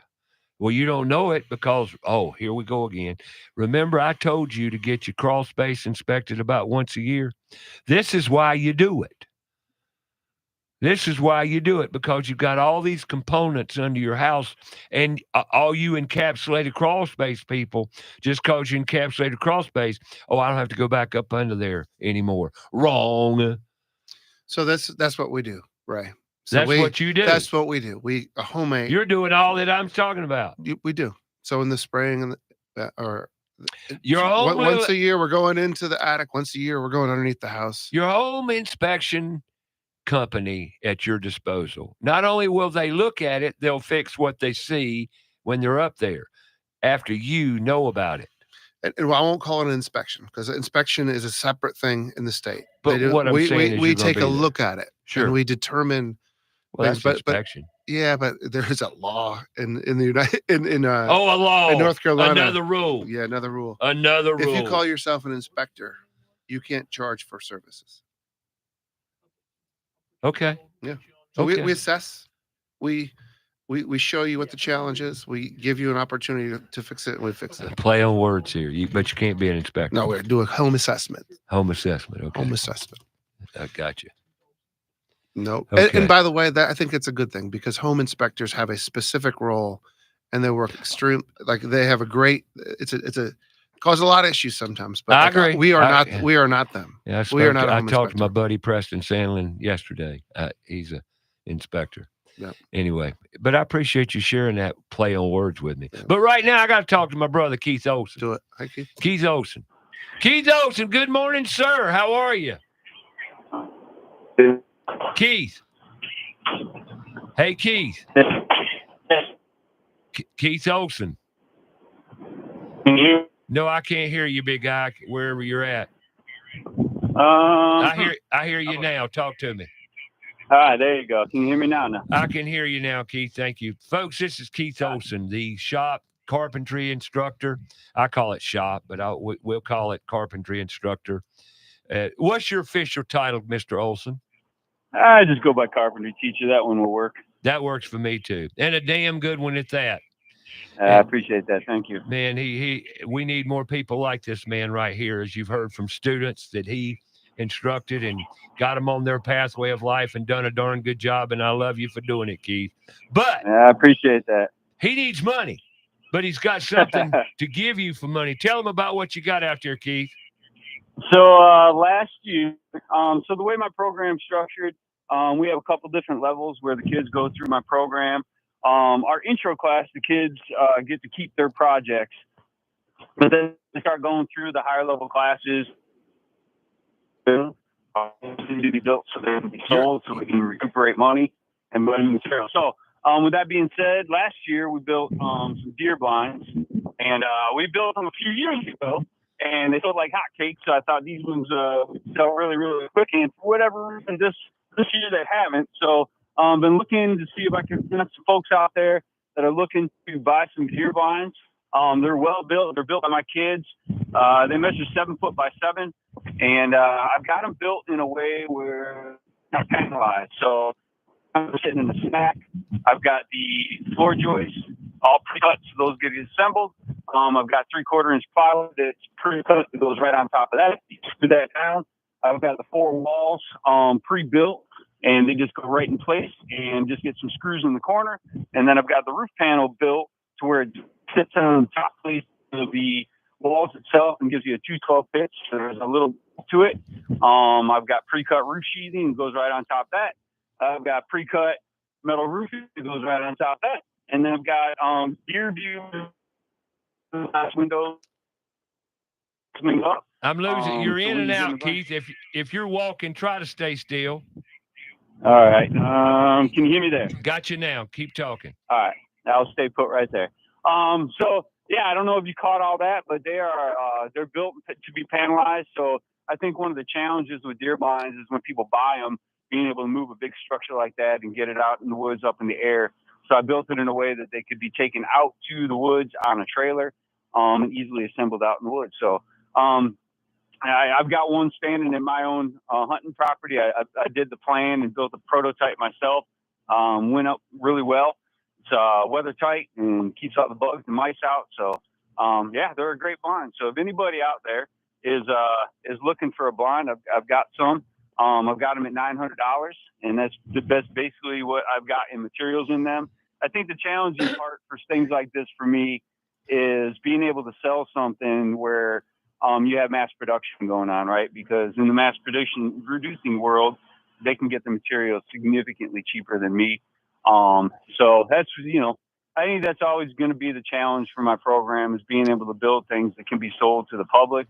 When you're competing against, people who are mass producing things, getting their plywood or studs or what have you at half the cost of me. So, but yeah, if anybody out there is open to buying a nice looking blind, well, it functions really well out in the woods. I've got 5 of them sitting there. How do they get in touch with you, or how do they buy them? So I've got them posted on Marketplace right now. You could directly call me. I can give you my phone number right now. I'll give you all a second to grab a pen if you want. But I can be reached directly at 630-445-9881. Then yeah, just give me a call. Like I said, they're sitting in my shop, and I had one get picked up the other day, and they brought a 5x8 trailer, and we just stacked up right on it, strapped it down, and he was off. So they're pretty easy to move. Awesome, Keith. I appreciate it, and I'll talk about it again before we go off the air today, okay? Okay, I appreciate that. And Keith, I thank you for all you're doing for the kids, and you're doing a great job, brother. Thank you. I appreciate that. We've got some good stuff going this year. I placed some kids last year in my partner company, and I've got it set up this year. I'm really excited to see how it's going to go this year, because I've got some good partnerships coming in. So really starting to develop a good pipeline to get these kids out in the industry. And really, it's just, I say it to everybody, and it's simple as this: we got the kids and they got the jobs, and it doesn't need to be a complicated thing. So there's plenty of openings out there for the kids, and we got plenty of kids. So getting them into those jobs and getting them on a good path to a good future.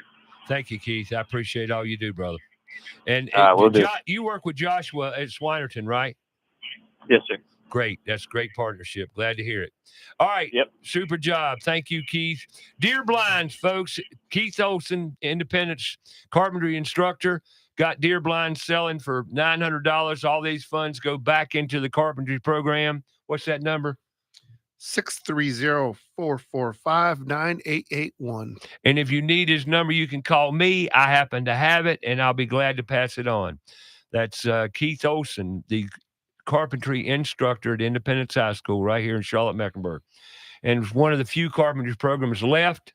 So why don't we support them and figure it out and get these deer blinds sold? There's 5 of them, $900 a piece. They're made where you can load them on a trailer in panels, and then just take them out in the woods on your trailer and set that puppy up. Awesome. Thank you again, Keith. All right, and he's gone. So I got in-house today Mr. Todd Chitester, talking about Dwelink now and the services he renders. So bottom line is, if you get a client, a homeowner, yep, and they kind of hire you, sign an agreement or whatever, tell us about how it works. Sure. You become a member. As a member, you get we're managed home services. So the things that you need to be done. But you're not an inspector. We're not an inspector. We agree with you on a maintenance plan for your house, and we manage the delivery of those services. Anything from cleaning of your house to pressure washing and gutter cleaning to small renovations of a bathroom, or change out a light fixture, or do a kitchen. Like, those are the things that we will help on your behalf get accomplished. It's not easy, right? And so it's getting harder. We come alongside of you, and we are your trusted advisor, and we're there every month. We can't leave a job you're not happy with. We have to make sure it's okay. Gotcha. Dwelink.com. Go on and check them out. We're talking to Todd Chitester at Dwelink, and we'll talk more with him and much more right here on About Your House on Fox Sports Charlotte. Download the free app. Share it with your friends, your buddies. Every Saturday morning, 8 to 11. Not a bad way to start your weekend. So come back. We'll be here. More About Your House coming your way.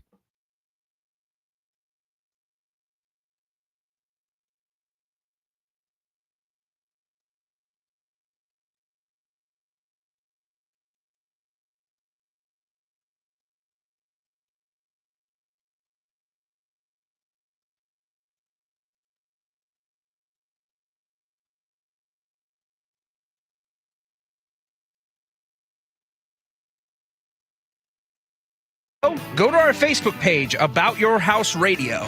We'll be right back after a word from our sponsor. Steve Helms here with the Al Metal Dryer Vent Corporation. The Al Metal Dryer Vent Corporation is a full-service dryer vent company. Regardless of the problem, we can handle it. Does your clothes dryer take longer than 45 to 50 minutes to dry a load? If so, you need your dryer vent cleaned or checked. The clothes dryer is the most inefficient appliance in the house and should never take longer than 45 to 50 minutes. Call Al Metal Dryer Vent today at 704-846-8368 or online at almetaldryervent.com. That's 704-846-VENT. Have you cleaned your dryer vent lately? Owens Chimney Systems is known for all professional chimney services since 1989, including chimney cleaning, recommended annually, chimney evaluations and inspections, any and all chimney repairs and restorations, gas fireplace and gas fire log service, furnace cleaning, cleaning out one of the most overlooked appliances in the home. Get it done right the first time. That's Owens Chimney Systems at 704-554-9595. Or you can visit us online at owenschimneysystems.com. Carolina Foundation Solutions is a family-owned and operated company and a licensed general contractor in North and South Carolina, providing foundation solutions from the mountains to the sandy shores of the coast. At Carolina Foundation Solutions, our objective is to help educate, offer guidance, and provide assistance. With over 200 years of combined experience, our family of experts are ready to help protect and repair your largest investments. If you have a problem, we have a solution. Call 877-883-4626 or online, carolinafoundationsolutions.com. Have a comment or question for the show? Call us 704-227-8986. That's 704-227-8986. Now, back to the show.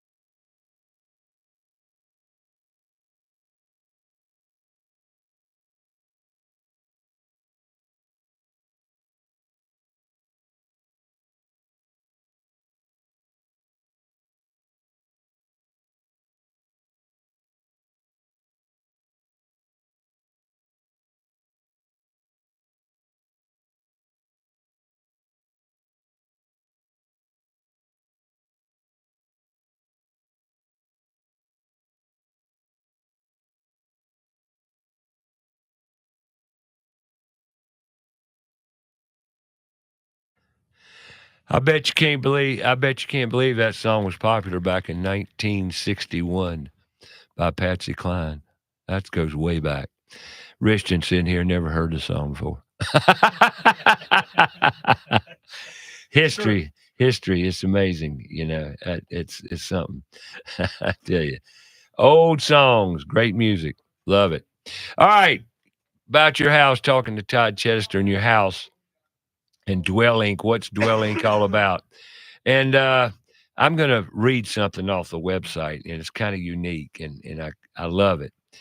But the mission here, the mission and the objective here is to help you with your home, because when you own a house, it's a perpetual maintenance issue. It never stops. There's always something. There's always something to do, always something to fix, unless you're up and at it every day. But the secret weapon behind the Dwelink concept is the Dwelink Do It button. Introducing the Do It button in the Dwelink app. So you download your app. Your magic wand for home maintenance. A single tap unleashes a world of home improvement possibilities. Picture this. A big windstorm just came through the area, leaving limbs and debris that need to be cleaned up. That same weekend, your garbage disposal stopped working. The bathroom railing fell off, and the TV you bought still sitting in the box on the floor. Don't get overwhelmed. Just open the Dwelink app, and there it is, the glorious Do It button. With a confident press, you can submit a request for your home mate to come to your home and take care of all those items for you. Your home maintenance challenges don't stand a chance. The Do It button isn't just about convenience. It's about reclaiming your time and sanity. So go ahead, enhance the power of the Do It button. Become a master of your domain with a simple tap. Your home maintenance challenges don't stand a chance. So that's the Do It button. I just read your Do It button. All right. Yeah. And it's that easy. That easy. Talk to the mic. It's that easy. Comes directly to us. Then we come out. We put a team together. Kevin's joined us. Kevin's one of the homemates that comes out. Say your last name. Meurer. Meurer. I did that for Axel.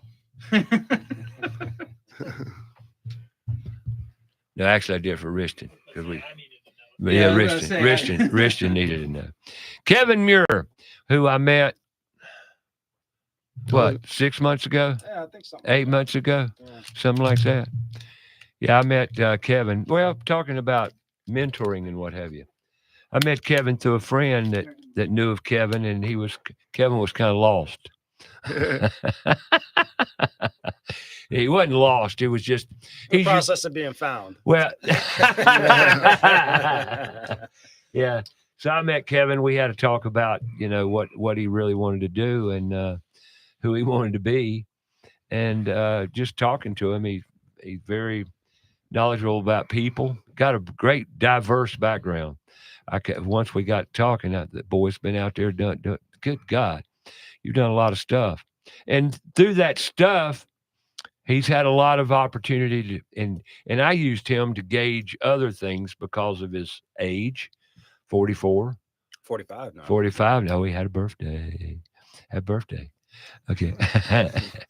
But, after talking to Kevin, I just realized he might be a good fit because of his attitude, because of his background, because of his attitude. Had an attitude and a will to help, to have purpose, to serve, really. Wasn't that it? Yeah. Pretty much. And that, can you talk about serving a little bit and what it's meant to you? Because you're no different. And Kevin, I use Kevin as an example of a lot of 40-year-old men that we talk about it with F3 here, came on the show, the F3 men's group. A lot of men are kind of confused, misled, confused, misdirected, kind of messed up. Yeah, I would agree. It's easy to get beat up by the world and get lost. And finding my passion and my heart as far as service and what it means and redefining it for me, it ended up just being a lot simpler than I realized. Serving is just a way I can give from the heart and the way I can live within my heart. And just, being a man, that's what your purpose is in life, is to serve others, serve your community, serve your loved ones.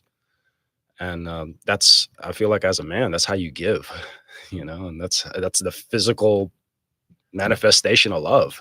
So it's essential. And it really came down to being quite simple after a lot of runaround trying to figure life out. But I told Kevin to reach out to Todd here because I just felt like there was something there. There absolutely was. I think one of the things that we strive to do and be at Dwelink and is to, first of all, be authentically ourselves first, like bring our whole selves to real people. And we're a group of people that just love to care for other people. And so that's the trades, that's the service industry. It's, and there's a whole group of people that's what we want to do. We want to care for other people. And so for Dwelink, it translates into like caring for them in their house. Like their home is the most intimate place for them and a lot of times. And so we want to bring people along. And so you were absolutely right. And I'm so grateful that you connected me with Kevin. It's like he brings a heart and it aligns to his overall purpose. Dwelink may not be his purpose and mission, but like working with Dwelink, I see him caring for other people, and it's fun. It's a joy for me to watch. Notice in the conversation, it's not about the money necessarily, although everything is about the money. We all need money to survive and pay the bills and coexist in this culture we live, in this vast money pit called life. And yeah, it's money connected, but in reality, and I tell people this all the time, if you're working a job every day and your main objective is money, you're not a happy person. You're really not a happy person. And I know this because I sure talked to a lot of unhappy people in my life that are in jobs. They're there because of the money. And unfortunately, in today's world, it takes more money than it's ever taken. It's harder to make it than it's ever been.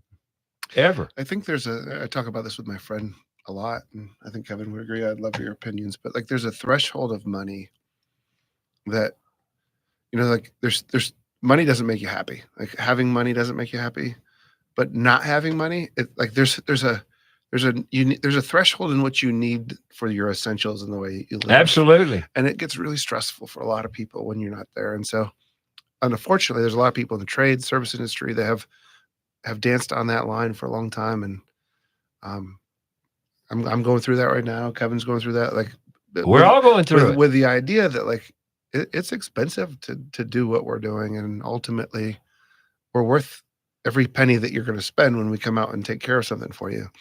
And it's that fine balance. But to your point, purpose, cause, mission. If you're not aligned into that, no matter what you do every day, you're not gonna be happy. Well, it's like if you don't give, you ain't getting nothing. That's just a law of nature. And you have to give without that expectation either. You can't give, being results oriented of what you're gonna get. You have to give because this is what your purpose is, just what you're doing.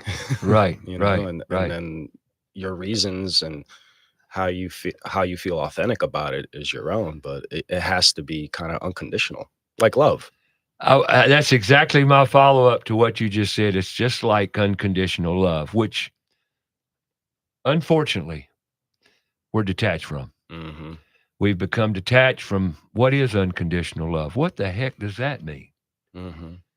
Yeah, people hear the word and then they get uncomfortable, as if it's like, oh, it's inappropriate for men to say, oh, I love you to another man, right? And it's not and it's just about your fellow man, and I say man as in human being. I understand. Yeah, I got it. Well, that was part of our connection, Kevin, because when we talked first time, I got that in you immediately, that you love, and I'm a lover, and the reason I do everything I do is to love.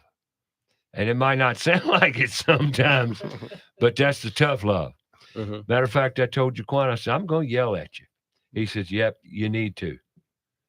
And he can admit it. He's humble enough to admit it, as young as he is. Remember the hole that you messed up? Oh, yeah. You'll never forget that hole, will you? No. Well, maybe. Well, my mistakes, yeah, but those are lifelong lessons. I cut this pretty hole. It was a pretty hole, perfect hole. Yeah, perfect. It was absolutely a perfect hole, perfectly placed, and I put the hole on the wall. It's through the drywall. Then I told Kevin, you're going to go to the other side and cut the hole on the other side. Well, now that wasn't as easy as the hole I cut, but I knew that. I knew that because he was going to cementous, fiberboard, hardy plank, whatever you want to call it, plus a 2x10, I think it was, or something. But anyway, some structure. No, it was OSB, excuse me. But anyway, he had never yielded a Sawzall in that way. No, not at that height through that material. no. Exactly. Yeah. Well, I know, and that blade will carry. Just the what you're cutting through will make that blade. Oh, And yeah. if I go out there and his blade done went through the wall and cut my hole and not messed it all up, I'd yell real loud, "Stop!" Did you get it all figured out? Oh, we fixed it. Of Oh, course yeah. you did. Oh, yeah. No, course but he you learned did. about 20 that day too, because see, I had to do drywall repair. Yeah. So I went to the truck. The challenge of any job is being prepared when you go out, right? Absolutely. And we were prepared. So we left that day. The drywall was fixed. You learned about 20. So it was a very, very beneficial day. He learned. Mhm. He learned. Oh, yeah. And that's what we're there for, right? Yeah, and that's the most memorable part. That's actually what I get a little bit of joy out of. Yeah. Is just mess up. repairing a mistake. Yeah. Anyway, we'll come back with more stories right after this, talking to Kevin Meurer and Todd Chitester, both from Dwelink, and what they do and how they can do it and what they'll do for you. So come on back. We'll talk about it.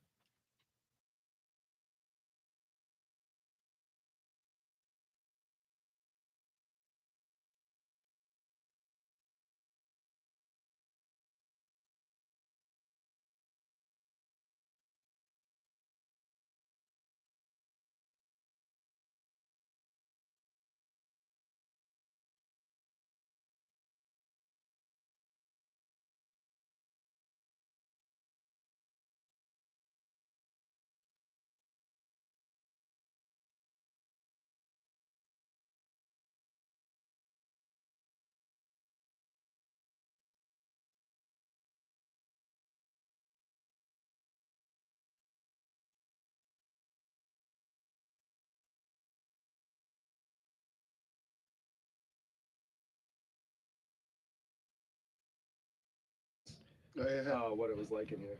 Grab another cup of coffee and join us for hour 3 is Todd Chitester and Kevin Meurer of Dwelink, who's just stopped by in studio. They'll tell us more about Dwelink, so stick around. You'll also learn a little bit more about their stories. About Your House is brought to you in part by PutToolsInSchools.org, connecting students to the tools of the trades and raising awareness of the many career pathways. Also brought to you in part by Carolina Foundation Solutions, a licensed general contractor in North and South Carolina. From the hills to the coast, if you have a problem, they have a solution. So sit back, relax, and enjoy some time with us. We'll share our knowledge and provide encouragement to improve not just your home, but every aspect of life. And now, here's your host, Ray Terry.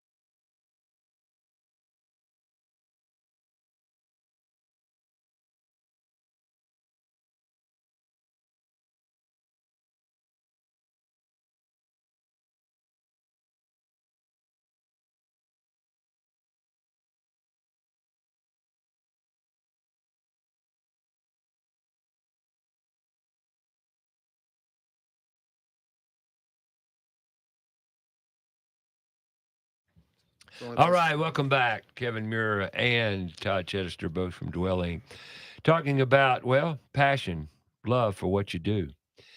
Now, I ask you, Kevin, how long y'all been playing together? About a month now, A right? month or two. A month and a half, too. Yeah. About a month. How's it We going? talked about I think when we first spoke 15, 20 minutes, and then I could hear his heart through his voice, and I think he felt the same way, and he sent me his address and came on, like, let's talk in person. And Right. And it's been history since then. And Do you like it? I love it, actually. What do you? Oh, I love to hear that. I love it. Woo. Well, well, it's just No, that's good. That's great because you're feeling it. What I love is just, I feel like a part of something. I don't feel like a cog in a machine. You know, You don't feel like a number. Yeah, exactly. I feel like a person. I feel like I can be myself. I can express this, express that, express doubt even. You know, I can be genuine and authentic, and you know, and we can be not just, confident and all this, but we can be vulnerable too, and that's a part of being real. It's finding that balance. And Right. You and don't BS a lot. it's easy to.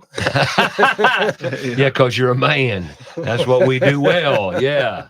Just tell them what they think you want, what you think they want to hear. Mm-hmm. Nah, can't do that. Oh, I know that. And I know that's that. real easy to do. Go there and you're not being authentic because you want to put on this facade. But when you drop all those defenses and just come from the heart, and, like you say all the time, shoot from the hip, and for me, that's like talking from the heart. Yeah, exactly. Yeah. There's going to be real. Things that aren't unsavory, but you're going to be authentic. Right. So, and that's, I don't know. I need that. One of the biggest problems we face as homeowners anywhere, especially today, is who do you believe and what do you believe?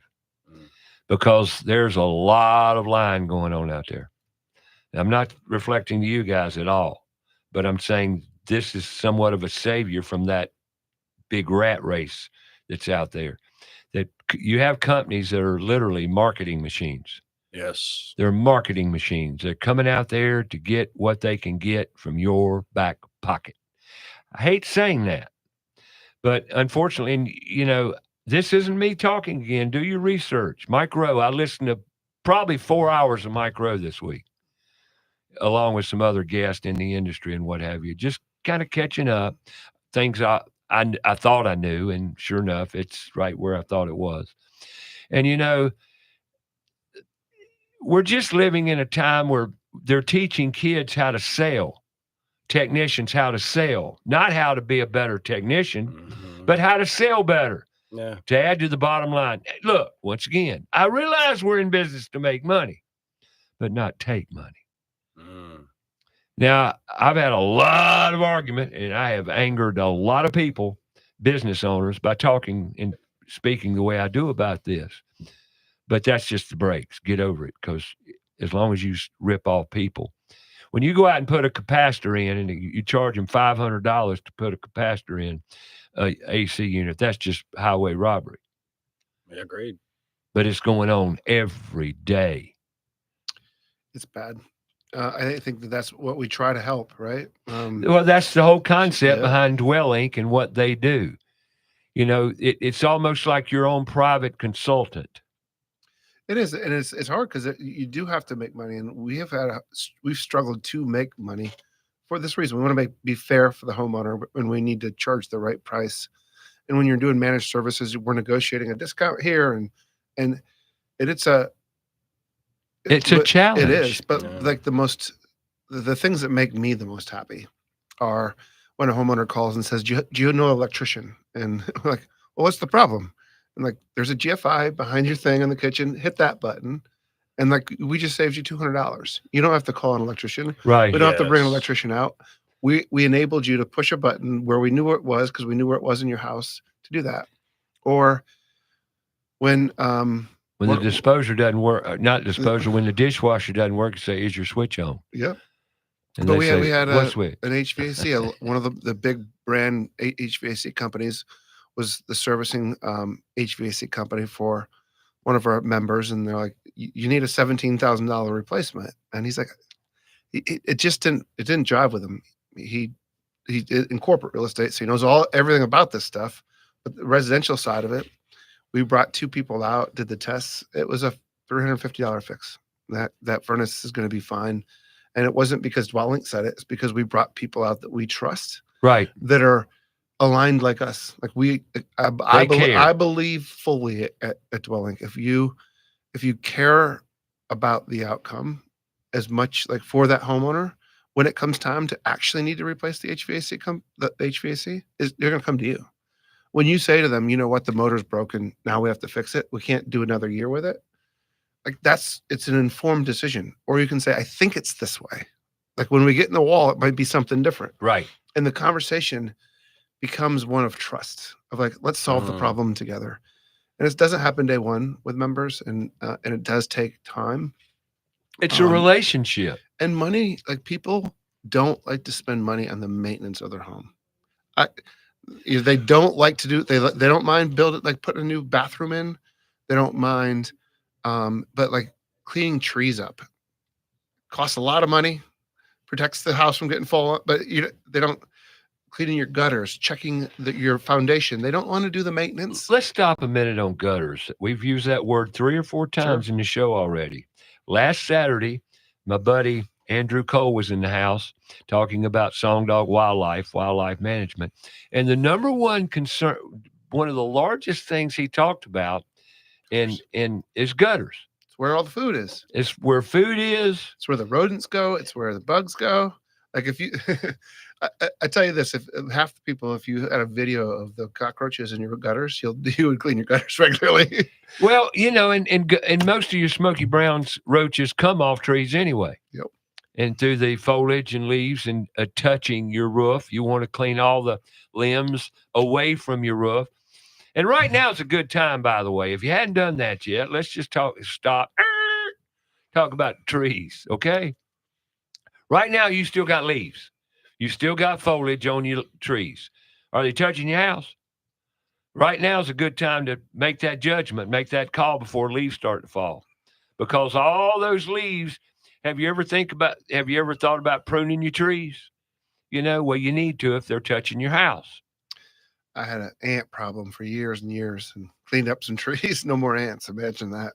Yeah, just they're pathways. It's a pathway. It's your highway to heaven.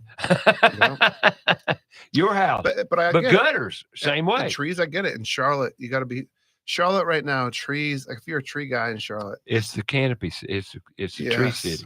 We have 100-year-old trees, and it's been over 100 years. They're falling everywhere. It's expensive. Kevin knows my house. I got trees on my house, and I don't have the $3,000 to do it right now. But I don't know if I have the $3,000 to wait. That's the thing about maintenance. Like I didn't have X amount of money to deal with the original rot that I saw. Well, guess what? It ended up being $5,000 when I finally did deal with it. Right. I hear you. You can deal with it now or later. Yeah. There's 2 things in your life that require perpetual maintenance: your automobile and your house. 3 things. And your body.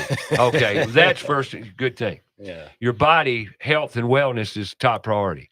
And we talk about that. Speaking of that, October 12th, we're going to have Cammie Benton along with Bodie on the show talking about mental health and wellness and how you can get there quicker with a good, sane mind. So Bodie and Dr. Cammie Benton, be in the house October 12th. Looking forward to it. They'll be here this time. I made sure their calendars were marked. I promise you. So that'll be a good show. And actually, I met Kevin here through Bodie, actually. And it's very interesting. Great show. I highly recommend. I got some great shows lined up coming on. Got a schedule. Calendar's kind of packed right now. Looking forward to it. Next Saturday, I'm going to have Philip Murph here. He is the executive director, CEO of the Line Services. And he was scheduled to be on the show sometime back, but we rescheduled as we messed up on communicating. Like that, going back to that communication aspect, we didn't do too well, me included. But hey, we're all human and we screw up from time to time, and we all make mistakes. Back to the maintenance aspect of owning a home. Yeah. And, we talk about health and wellness. Oh, let me back up here a minute. I had a conversation this week again with my, young student working with me. And he brought up insurance and health insurance and, how we live in a world that, the cash cows, be it insurance, which to me is a major cash cow. Education, major cash cow. All these rules and regs that you got to have this, you got to have that, right? Well, if you're healthy and you maintain your health and well-being, do you need insurance? Rarely, in my opinion. And I think it comes. See that way of thought there, you're thinking, no, I can tell Todd said, well, what if? But what if? It's not so here is I'm in the middle of it right now. Well, I know that's kind of why we're all in the middle of it. But here's how you can determine whether you do for yourself is that you look at what you paid in your premiums. Yeah. See what the benefit was. Yeah. And see if you just paid for it yourself. Yeah. And then you can tell me if it. Right. I spent this past year, I think $10,000 on the insurance portion of it. Right. And it covered $1,500. So, and then I had another $2,000 or $3,000 that wasn't covered by insurance that I had to pay. So I think that the answer to me for this year would have been like, just pay for it out of pocket and not have insurance. However, I do have some medical things that I need to take care of. And if I am in the hospital for 2 days for any reason, I lose my house, my business, like 2, 3, 4 days. And you don't have insurance, then see, that's what our medical arena has turned into, a major cash cow. The largest cash cow in America today. Well, it's the objective is switch to profit rather than results. Money. Exactly. Well, I tell you, they're parallels. So I have the person that helped us build this app. His wife's a dentist, and she's like, there's people come in all day, every day. They say, whiten my teeth. And then she's like, you need a root canal. Like, you need to do the foundation of your teeth. Like, no, make them white. Like, I want them pretty. Make me look pretty. I want them pretty. It's akin to saying, I want a Sub-Zero refrigerator. I want a pretty refrigerator. But you need to reinforce your floor first. Right. Because your floor can't hold that Sub-Zero. Right. You got to do the maintenance part of it. Like, just put the Sub-Zero It's like putting there. a granite island in a kitchen and or painting your wall and not getting out the rot first. Pretty. And so, like, so many people have a house that, like, they're renovating parts of their house where the other part of their house is in desperate need of just a regular maintenance. And so I do the same thing. There's something about the condition of humans that does this. I don't think it's. I think the condition. You're right. I don't want to check the foundation on my house. I don't want anyone telling me my foundation's bad. I'll fix it when it comes. I don't want to go to the dentist and get like my teeth and like I mean we do, but like most people don't. I don't want to get a routine physical. And then the health industry has not addressed the fact that, like, you wouldn't have to be here, sir, if you lost 100 pounds. Like your diabetes, your health, my like, point. It's all preventative maintenance. It's all PM. It's like the I house. haven't had a. Now I know we're off on a tangent. You know, this is here. about houses though. But it's the Same same thing. Yeah. You know, I love me some Bojangles steak and egg biscuits. Of course. You know how long it's been since I've had one? Yesterday morning. 5 years. Oh. No, 5 years. And I wanted one today. And I don't know why I wanted one. Did I stop and get one? No. My point, discipline. Health is about discipline. It is. And how to not eat or eat a balanced diet and stay healthy.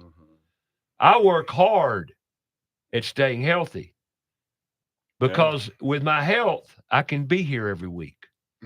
With good health, I can help you. I can help you. I can help him. I can serve. But if I'm sick, we can't. Yeah, nothing else is going to matter. And how do you stay well? That's first and foremost in my life. First, like you said earlier, then your house, because if your house doesn't protect you, you can't have that, can you? And then you got to get stress. The number one cause for any ailment now is stress. He's running me out. Can you tell? I got to take a break here. We'll be back on the other side, talk to more about Dwelink and about keeping your house healthy. It's all the same. It's just working at it at different avenues. But using that word help too. Help. You got it. Yeah. We'll be back.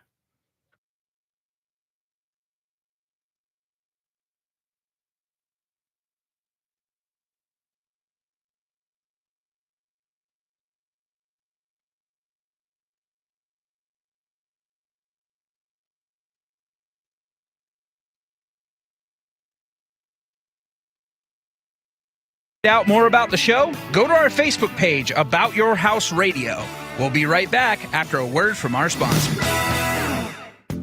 John DeLand here for Crowntown Cannabis. We at Crowntown Cannabis care about you and your health. All of our products, from edibles to topical creams, are all third-party tested for purity and quality. 4 locations, open 7 days a week to help you with any concerns you may have. Monday through Saturday, 10 a.m. to 7 p.m. Sundays, 11 a.m. to 6 p.m. You can call us at 704-412-7121 or online at crowntowncannabis.com.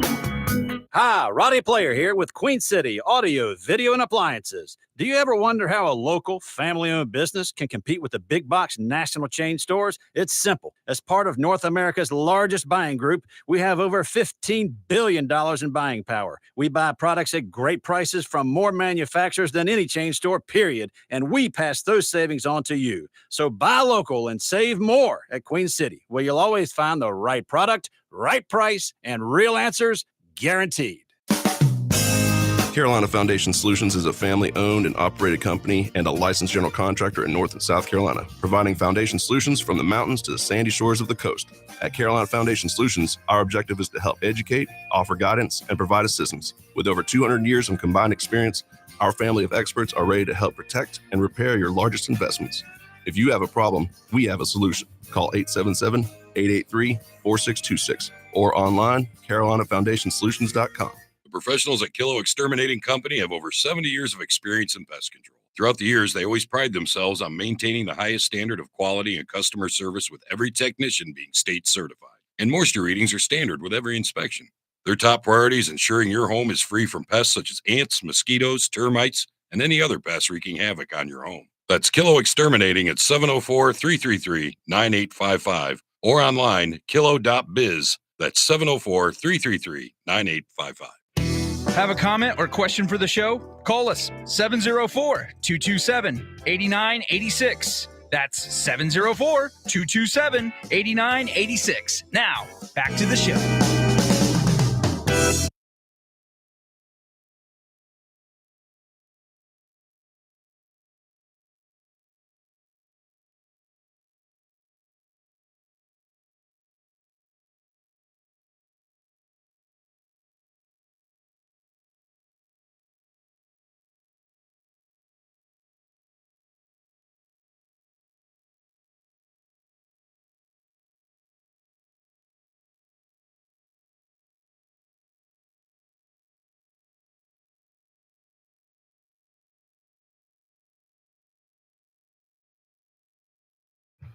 All right, welcome back. You're listening to About Your House on Fox Sports Charlotte. Download the free app. Stream us live. By far the best way to hear us, and we are on Facebook Live right now. How y'all doing? And YouTube Live. Every Saturday morning.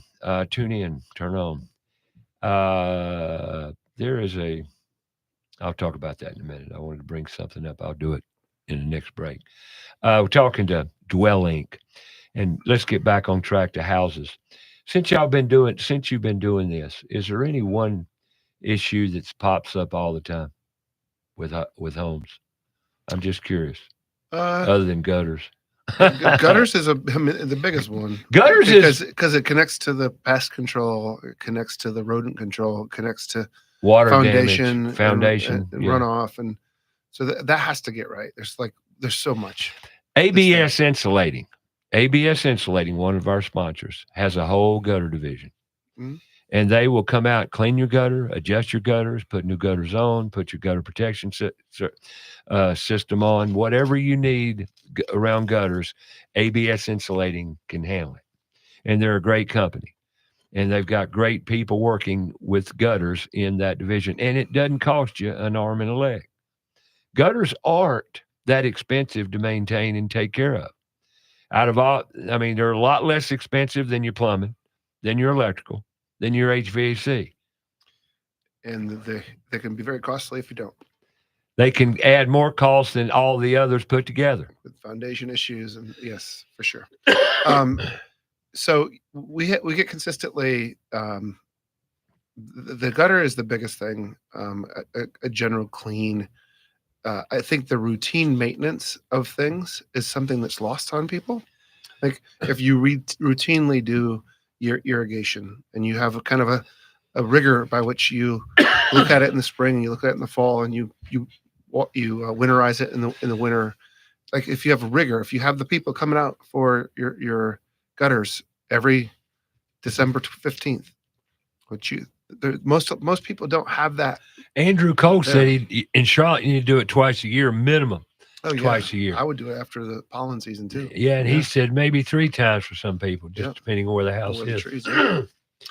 So yeah, we get a lot of different requests. You know, a lot of small handyman things. Change out a light fixture. Probably most common. I would say. Light fixtures replacement? Yeah, switching them out, whatever, putting them in. And the cool thing is like there's lots of little things that people don't want to get done because having one person come out at a time doesn't work. We can come out and do 5 or 6 things at once. Hang curtains and put pictures. You hang curtains? Oh, we do it all. Not just that, but we get it real plumb and in the line and like that's get a little joy out of that. Right. Well, there's a little challenge to it. Some people through the years ask me, what do you do? I says, what do you want me to do? Well, what all do you do? What all do you want me to do? Right. And that was been my answer, like hanging curtains. And I hung curtains. Ray, I didn't know you hung curtains. Sure, I hang curtains. And you hang pictures. Oh, big pictures. I had to hang a mirror on a wall uptown that was, they called me because they couldn't just hang the picture. It had to be instructional. It wasn't a picture, it was a mirror and framed. Yeah. Oh, mirror. My brother called me and said, we got something to do. I said, what? He took a picture of the mirror. He said, we got to hang this sucker. Yeah. I said, oh boy. But anyway, those things, I didn't know you hung pictures. Sure, we hang pictures. We even know where to hang them. Well, that's the thing. That's funny how many people know. They don't know where to hang them. That picture won't go there. What do you mean? It's too big. And it's too high. You don't ever hang a picture higher than now. You can hang it where you want. It's your house. Right. Yeah, we're not designers. But see, that picture should never be above a door frame. Typically, and I've, through the years, and I've known decorators, but y'all do that too. We're not the decorators. Well, I understand. But when the decorators come, that's when I leave. But understand aesthetics and the basic need of like, okay, this is, for example, when we're in the home a couple of weeks ago, we saw the whole house the way it was designed. Everything was symmetrical. Everything was in line. Didn't have to ask her if she wanted this, how she wanted it. The OCD just kind of stood out. Yeah, you could kind of tell. Like, when I this is how they want it. Right. Exactly. The house told you. Yes. Because she lived in it. And that was her. It's just like when you walk in the house, white carpet, mirror, glass tables, and mirrors on the walls. I said, oh dear, we have some OCD going on here. It glares at you, boy. What do you mean? What do I mean? Look.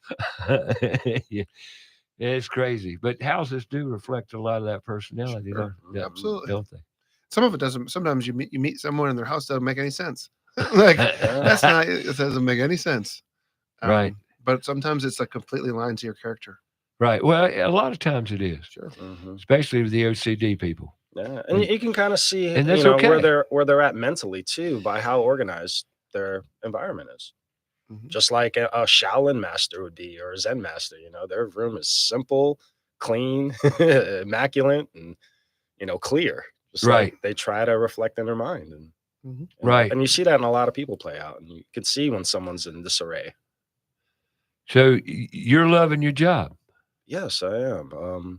I wanted to say a while back, that's one of the first things that really attracted me to Dwelink is that it's not just about turning a profit or making money, but it's helping people in a way that you would like to be helped. Doing unto others as you would have them do. Like, instead of, you have trouble, your AC's not working, it's a little part, it just has to be diagnosed, but they're trying to upsell you. And you just get a bad taste in your mouth. You're almost like, I don't even want to deal with this just because I'm so put off by, I'm pretty much paying money to get this handled. And I'm almost self-loathing it because I'm like, oh, I'm paying off the responsibility and I just want to know it and do it. But when somebody helps you like that, that's more invaluable. than the $300 you would have spent. You know, somebody would have showed you something like that. And that's what I like doing, sharing my experience for other people. And that's how I like to help. Right. Absolutely. You spoke of irrigation systems. Do you have a good irrigation company? We are always looking for partners that kind of embody the same things as us. We've had a couple. Well, I know what challenges you're up against. That's why I ask. Actually, I was talking to Kevin the other day. It's like, do you know much about irrigation systems? Because they're very simple. Oh, they're simple. They're very simple. And once you've learned how to do it and where to dig and how to diagnose them, that's like actually irrigation's very simple. Yeah. But yet it's kind of one of those things that's out of sight, out of mind, and people don't worry about it or even know about it. And how that goes into the gutter department, handling water. Well, I mean, here's what I've learned is when we do a total managed service for a home, you can do one thing right, and then you do the other thing, and it's complete. Like, so when you manage someone's outside of their house, if you put a fence to be built in, and then they might actually hit the wire for the irrigation system, and then your landscaper may hit the irrigation and knock it, because they're two different people, the irrigation people. So like you constantly have to balance the irrigation system that's like watering the seed. That's not the lawn guy. The lawn guy's just there to mow it. And so there's a lot that you have to deal with. Integration of trades and interdependencies of things. Sure. And as a homeowner, I don't know how they do it, because like you get your irrigation system fixed, lawn guy comes out and cuts it. Then it's goes back and forth. Constantly chasing something. Yep. And that's another reason I said to a lot of homeowners is cable location, underground locators. Mm-hmm. Early on in the process, when you move into a house, at some point you should know where all your underground services are. Water, gas, electricity, whatever underground's feeding that house, you need to know where it's at as a homeowner. I got one for you. And I know you probably do this as in your initial. So yeah, I live in a house 1929 in our whole neighborhood. I'll ask you a question, Ray. Money pit. Who owns the water from the meter? You do. So anywhere from that meter to your house. Yes, that's right. You can buy insurance for that. You can buy insurance for everything, Todd. You really can. Matter of fact, there's businesses out there, the money grabbers, that have insurance just to grab more money and make you feel like you're just sitting pretty in life, got greater peace of mind. So I'd say if you're living in Myers Park, Dilworth, Elizabeth, Plaza Midwood, and those pipes that are going up there are 70, 80 years old, you got to. That ain't a bad deal. That's not I a know bad where deal. you're going. And also just know, like, it's going to cost $3,000 to $4,000 to dig up that pipe, but it's just a pipe replacement. So you don't have to dig that pipe up. You can leave it there and cut another trench. I did one last year. A guy over in Plaza Midwood on the duplex. He says, "Ray, are you up for putting new water line over on Roland?" I said, "Sure." Well, I went to Home Depot and I rented a mini excavator and did mine, because it was about $300 versus $3,500. So I know. See, and he told me what he got a price on. I said, "Oh, come on, we'll go rent a trencher. Just a little old trencher." Yep. And 2 hours later, we had a new water line run. Sure you did. And it was a lot cheaper than what he got priced on. Sure it is. And I enjoy stuff like that. Like yesterday, I'm gonna share a story. Man, Please do. Textured seedlings. Don't you love them? Yuck. Hate them. My buddy Gary Crump called me and says, "Ray, I got a friend that's got a water damaged ceiling in her living room." I said, "Okay." Sent me some pictures. I says, "Lord of mercy." And he stiff kneaded up with a couple boards, to keep it up. So I went over there, and that big, about, I don't know, a month or so back, we had a really, I'd call it big tornado, especially on the west side. Yeah, it was unbelievable. Well, she got a leak from that. So is the leak fixed? I'm on my way. And first question you asked before you replaced the ceiling. No, I said, that's what I did. Logistically, I looked at where it was, the leak in the living room. It's a little old 1,400 square foot house, single story. And there's a roof break where the porch extended out, the porch roof. And I said, "There's a leak right there." I said, the sheet metal's off. It's come off. And sheet metal's allowed, the flashing's not doing its job because that is taking on water right there. I said, you got an 8-foot step? And he said, yeah, I got one. So I said, go put it on the back of the house and I'll get up on the roof and see what I can do. I fixed the leak that day. I was there to put and I said, we're going to leave the stiff knees under this thing for a couple of weeks and for it to dry out. And I have a moisture meter that'll tell you if it's dry or wet because it was saturated. And so I said, it'll dry out, but it'll dry out in place now that we got those stiff knees in there. So yesterday, I went over with my buddy Jaquan and we we started on the fix. Right.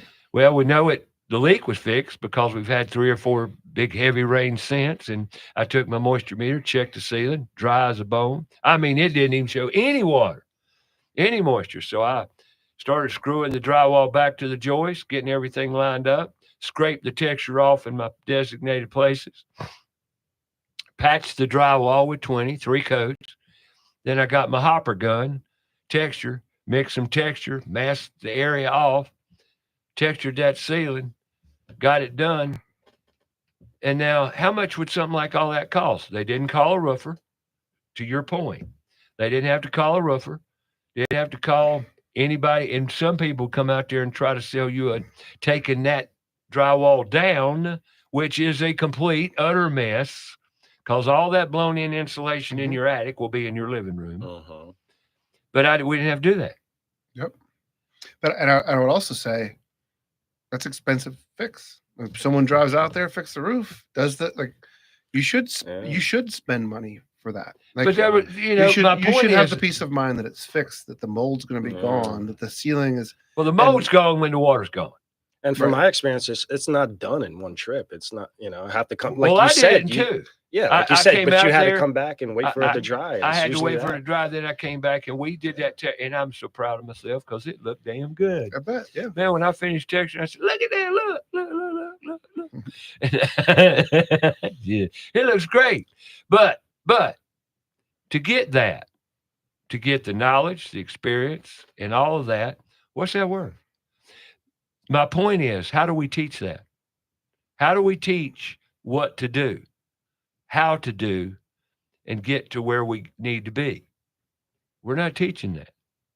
And what's that worth? You can't put a figure on that, can you? I mean, really.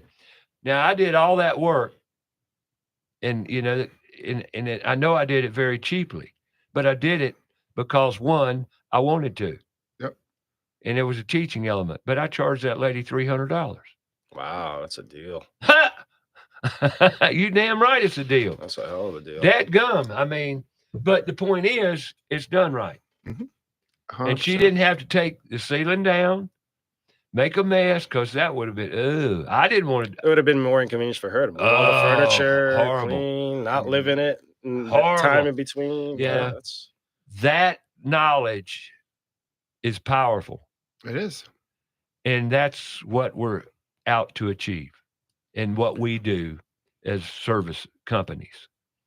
And, and we communicated as well, letting her know when, how, and what. That's what you do too. I want to show you a video. It's 12 seconds. 12-second video? Yeah, look at it. So what I'm showing, what do you think isn't that light fixture right there? Water. There's water in that light fixture. It's leaking down through the fixture. I've seen that before. It was full. That thing is full. The globe. The globe full of water. Every single day they turn on the light. The light came on every single day. That light was on. I saw it. That's amazing. Where's the water come from? See, it was roof. They had a flashing that went down, made its way. Wow. So that person ignored the fact that their light fixture turned green from the slime. There was water in a bowl, in a large fish bowl of water. Wow. That makes the weight of that didn't break. Yeah, so we carried it like this. You could have put a fish in there. It was that the kids turned it on and off. I was like, I'm so glad we got this now. And didn't damage the drywall or plaster or whatever? Oh, it did. We had to replace it. I got you. The drywall. Yeah, it was completely saturated. Gotcha. Yeah. But I'm glad we got it. No one was hurt. Oh, yeah. That's wild. Yeah. Lots of stories we could share. Well, I could share. Oh my God. Yeah, it definitely brought up some experiences and examples I had. Just the inconvenience of waiting for insurance, because like you pay the money, they're going to take care of it, but you're still at their mercy of their timing.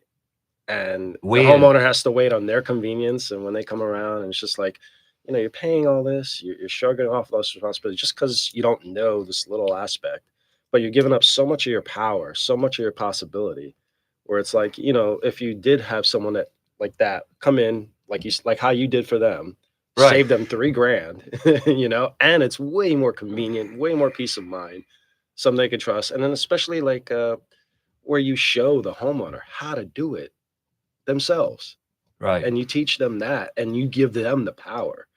That's invaluable. Empowering. Yeah, I say it all the time.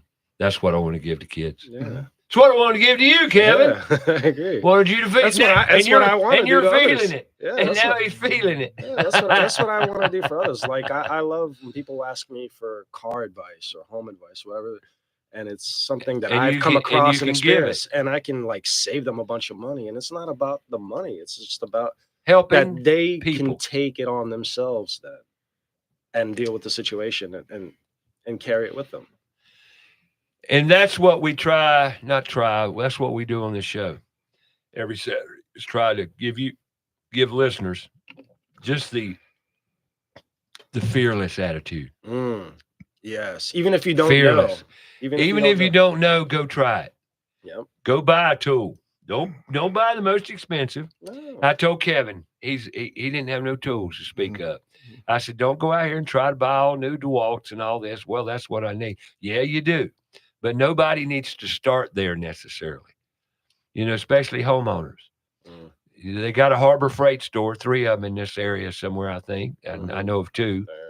But Harbor Freight's a great do-it-yourself homeowner store for tools. Especially for one-off projects. Absolutely. Like a $20 drill does just as good as that $300 DeWalt. Right. Right. It can do the job very well. Their Bauer brand's exceptional. And there's another tool. I got to cover this real quick. There's another tool that I talk negatively about sometimes that's absolutely essential in day-to-day life. And I've learned that because of the position I'm in now teaching. What tool am I talking about? Your brain, communication. You talk about all kinds of stuff. You got to have a laptop. Oh, yeah. You've got to have a laptop. You asked me earlier, what's the money for? We want 3 computers. 3 minimum. Now we've got some used ones donated, but we would like to be top drawer. And what's the money for put tools in schools? Computers. We've got a lot of teaching to do. Ironic, isn't it? Yeah. A lot of teaching.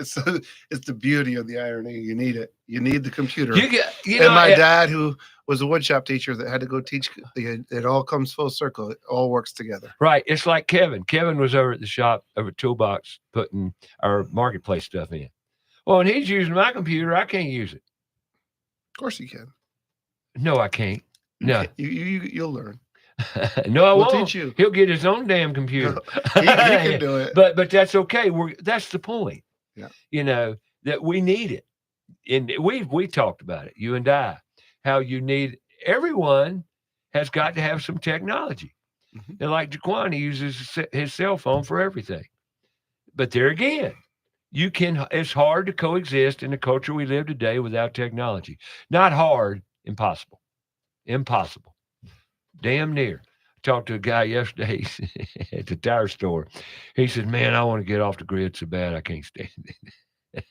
He says, every day, it's a new rule, a new challenge. I said, man, it's not getting any better, is it? He laughed at me and said, no. And he was one of the guys at the store manager. Yeah. And but we all go through it.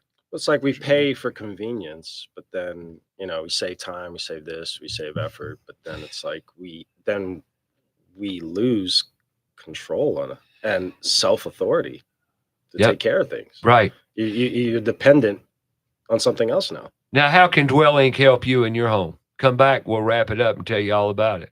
How's that? Sounds perfect. Let's do it. You're listening to About Your House on Fox Sports Charlotte. Hadn't it been fun? Yeah. Come on back. We'll be here.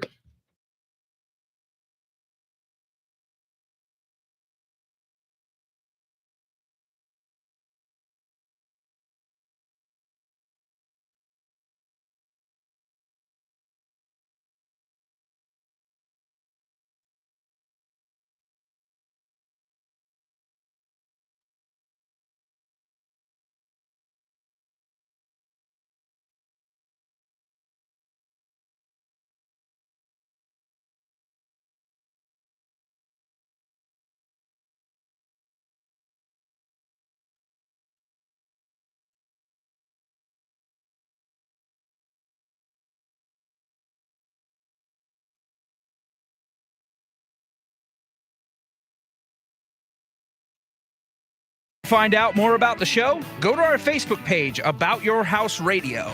We'll be right back after a word from our sponsor.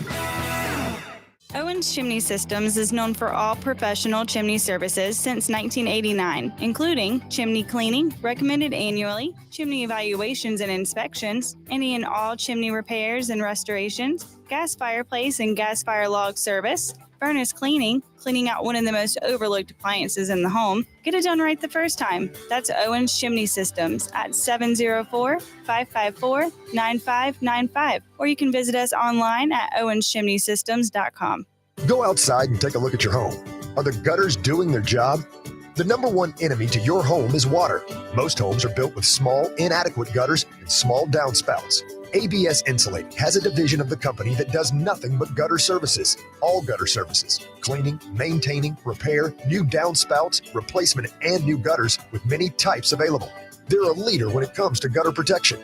Call ABS Insulating today, 704-821-4343 or absinsulating.com. Steve Helms here with the Al Metal Driving Corporation. The Al Metal Driving Corporation is a full-service driving company. Regardless of the problem, we can handle it. Does your clothes dryer take longer than 45 to 50 minutes to dry a load? If so, you need your dryer vent cleaned or checked. The clothes dryer is the most inefficient appliance in the house and should never take longer than 45 to 50 minutes. Call Al Metal Dryer Vent today at 704-846-8368 or online at almetaldryervent.com. That's 704-846-VENT. Have you cleaned your dryer vent lately? Have a comment or question for the show? Call us 704-227-8986. That's 704-227-8986. Now, back to the show.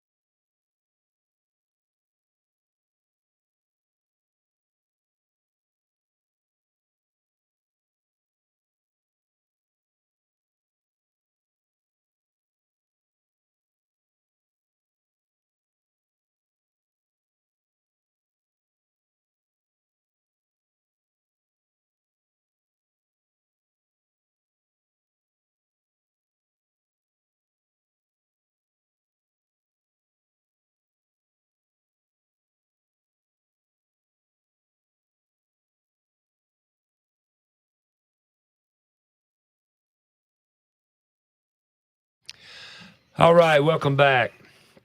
It was picture time. A Kodak moment. How sweet. Talking to Dwelink during the show today. Been 3 hours. I appreciate y'all both coming in. Good to see you, Kev. And let's do a review here. Sure. All right. We ain't talk cost at all. No. Because every house different, right? Every house is different. Every house has its own little heartbeat. So every house has its own little deal. Yep. Based around customized maintenance plan we put together for you. So if you need your gutters cleaned 3 times a year, there's a different cost than if it was twice a year. But we put together the maintenance plan, and we have a fee that's there monthly, that we come out quarterly. We take care of your vents, and we do like a 15 to 20 point inspection every quarter that we come out while we're changing your filters and whatnot. And while we're there, there's usually 3 or 4 things that you want us to address. Hang pictures or light fixtures while we're there. Change out fixtures, whatever. Fix that leaky faucet, whatever. And then we're always there when you need us. So I have an issue. Our HVAC unit isn't. So it's one call Right. to one person who manages. How is it all of us. working, Todd? How you doing? When it works, it's brilliant. When it works, it makes me so happy and proud to do what we're doing. And when I say it's when it works, Oh, I know what you're talking about. it work for our members. It works, and watching them be delighted by kind of a swarm of people that come and take care of their house for a day, and then we leave. But it's also it's harder. We're in the shift of how people own houses, right? So the average age of a new homeowner is 36 and a half. The average price point's $450,000. We're transitioning from baby boomers that have homes to now they're millennial kids. And that group in between the two don't really need, I've learned they don't need what we have as much. They've lived in their house for 10 to 15 years. They still have skill sets of my age, from Kevin's age, from our parents.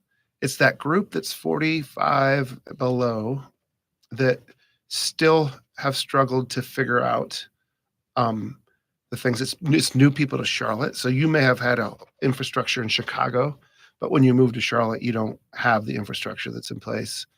And it's people that have just gotten to the place in their life where their kids have gone to college. They want to travel a little bit more. They know how hard it is to take care of their house, but they just want to hand their keys over to someone else to take care of it for them. So it's taken a year and a half to figure out who the perfect kind of customer will be. And we're just now kind of going in a growth mode of all right, now we know that it's proven, the market needs it. And now we want to grow from our homes to a portfolio. The more densely populated our houses are together in neighborhoods, the better the experience for the member. If I have 5 houses on the same street, those 5 houses that I could forget something one day because I might be there the next. Where if they're not together, then the efficiencies aren't there. And it doesn't matter what age house we're talking about either, does it? Because every house, it doesn't. Granted, newer houses take less maintenance initially, Yep. but that changes in time. Depending on the materials and the quality that they were built. Yeah, I mean, there's a school of thought that says that when you build a brand new house, you should hand over a manual like you do a car, and maintain your house just like you maintain your car. Absolutely. And so we're looking at trying to partner with some new home builders for that purpose. We inventory everything at the time of selection. Well, and this is how you maintain them. It kind of acts like a home warranty business. The home warranty, which I don't particularly like them, but then if you know how to play them, I said play them. And I know a guy that plays his real well, home warranty, and we've argued about it. Yeah, I'm not a big fan of the home warranty myself. I don't like them myself at all. This is a peace of mind, in the same regard. Yes. A home warranty differs. There's a big deductible, and if there's a catastrophic event that happens, it's wonderful. And but you're totally at their disposal. Right. You're like Kevin, to your point earlier, Kevin. You're at their whim. Yeah, you're on their convenience. Yeah, their convenience, and you got to go with what's it, because that's what you bought. Yeah. If you're gonna go with it, you got to go with it. If you're gonna, it's like if they're replacing your floor and they come around and you're sitting 3 months without a floor. Yeah, but you're sitting here in Charlotte, home base with a Charlotte clientele. Yep. So you're readily available. Real estate is local, no matter how much you want it. The person that is at your door, real estate, taking care of your house, is a local. So the more people are other places, it's harder. That computer cannot fix my roof. No. You can make a claim on it, but it ain't gonna get up there and fix it. Nope. So there you go. Not for a while. Nope. Won't fix it. That's what I don't like about technology is, you can get everything you want on a computer. No, you can't. Robots are going to take the place of your job. No, it's not. Somebody got to fix that robot. Somebody got to keep it running. They say that's going to be the new industry is robot. It's already changing. It's just like, and speaking of that, I've got Nerds to Go or Nerds to something. I don't know what it is. I think it's Nerds to Go coming in, talk about computer. This is something we take for granted. The computers and the technology. We do.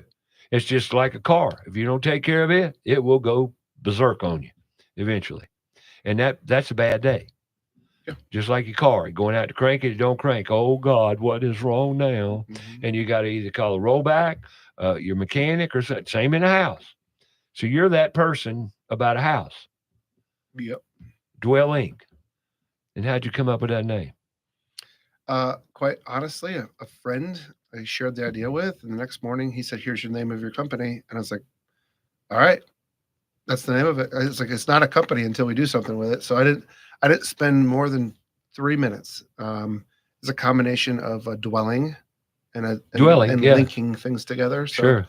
we came up with a name, Dwelink. I wish it had another L, but it doesn't.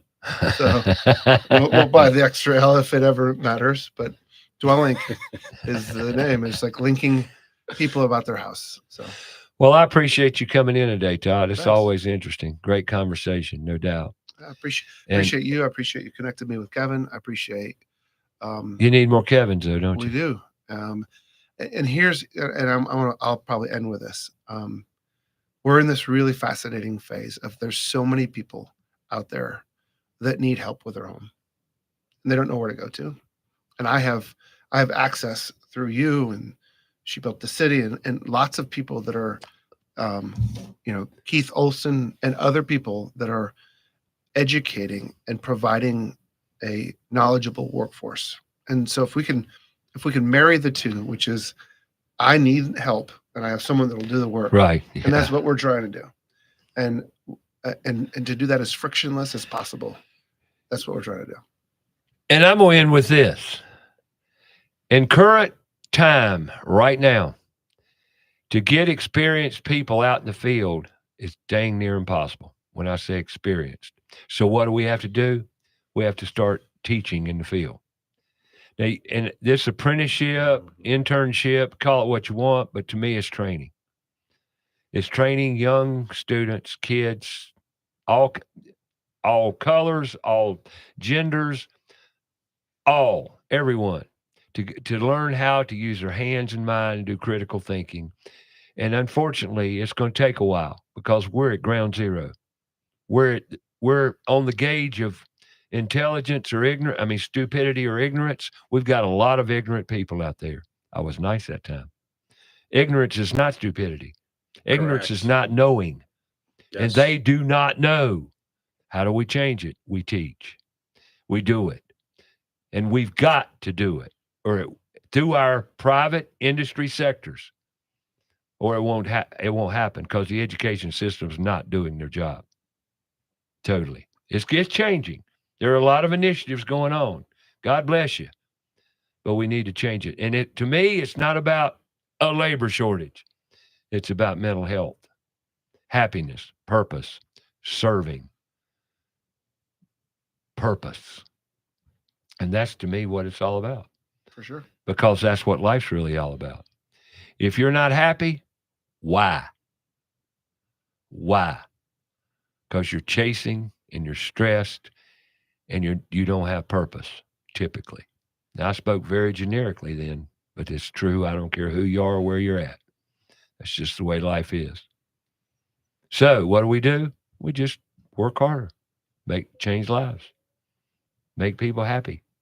How you do that? I don't know. You can either be a part of the solution or part of the problem, and you just try to be a part of the solution is what I say. Visit our new website, puttoolsinschools.org. We're off and running with the new school year. Don't know where it's taking us. Not really going to give it a lot of thought. Just going to go with the flow. Things happen. We're going to be there. And we'll just do the best we can and keep spreading love, keep spreading knowledge, happiness, and purpose. And I thank you, too, for showing up and being here today. And if I run across other more people's, OP, I'll definitely put you on the list, no doubt. Sure. What you're doing is admirable. It's a challenge, though. It is. I can't think of any job or business plan or model that's going to be any tougher than what you're doing. Don't I know it? We're in the middle of it, but I know. All right, go make it great. Thank you, guys. Appreciate it. That's dwelink.com. Everything you need to know is on it, right? If you don't, call us. Call them. Dwelink.com. And go spread some love. Got to mentor our kids, got to make it a better place out there for them to coexist every day. They're stressed too, whether you know it or not. Let's make them happy. Purpose, serving. Go make it a great week, folks. We'll be back here next week with more about your house.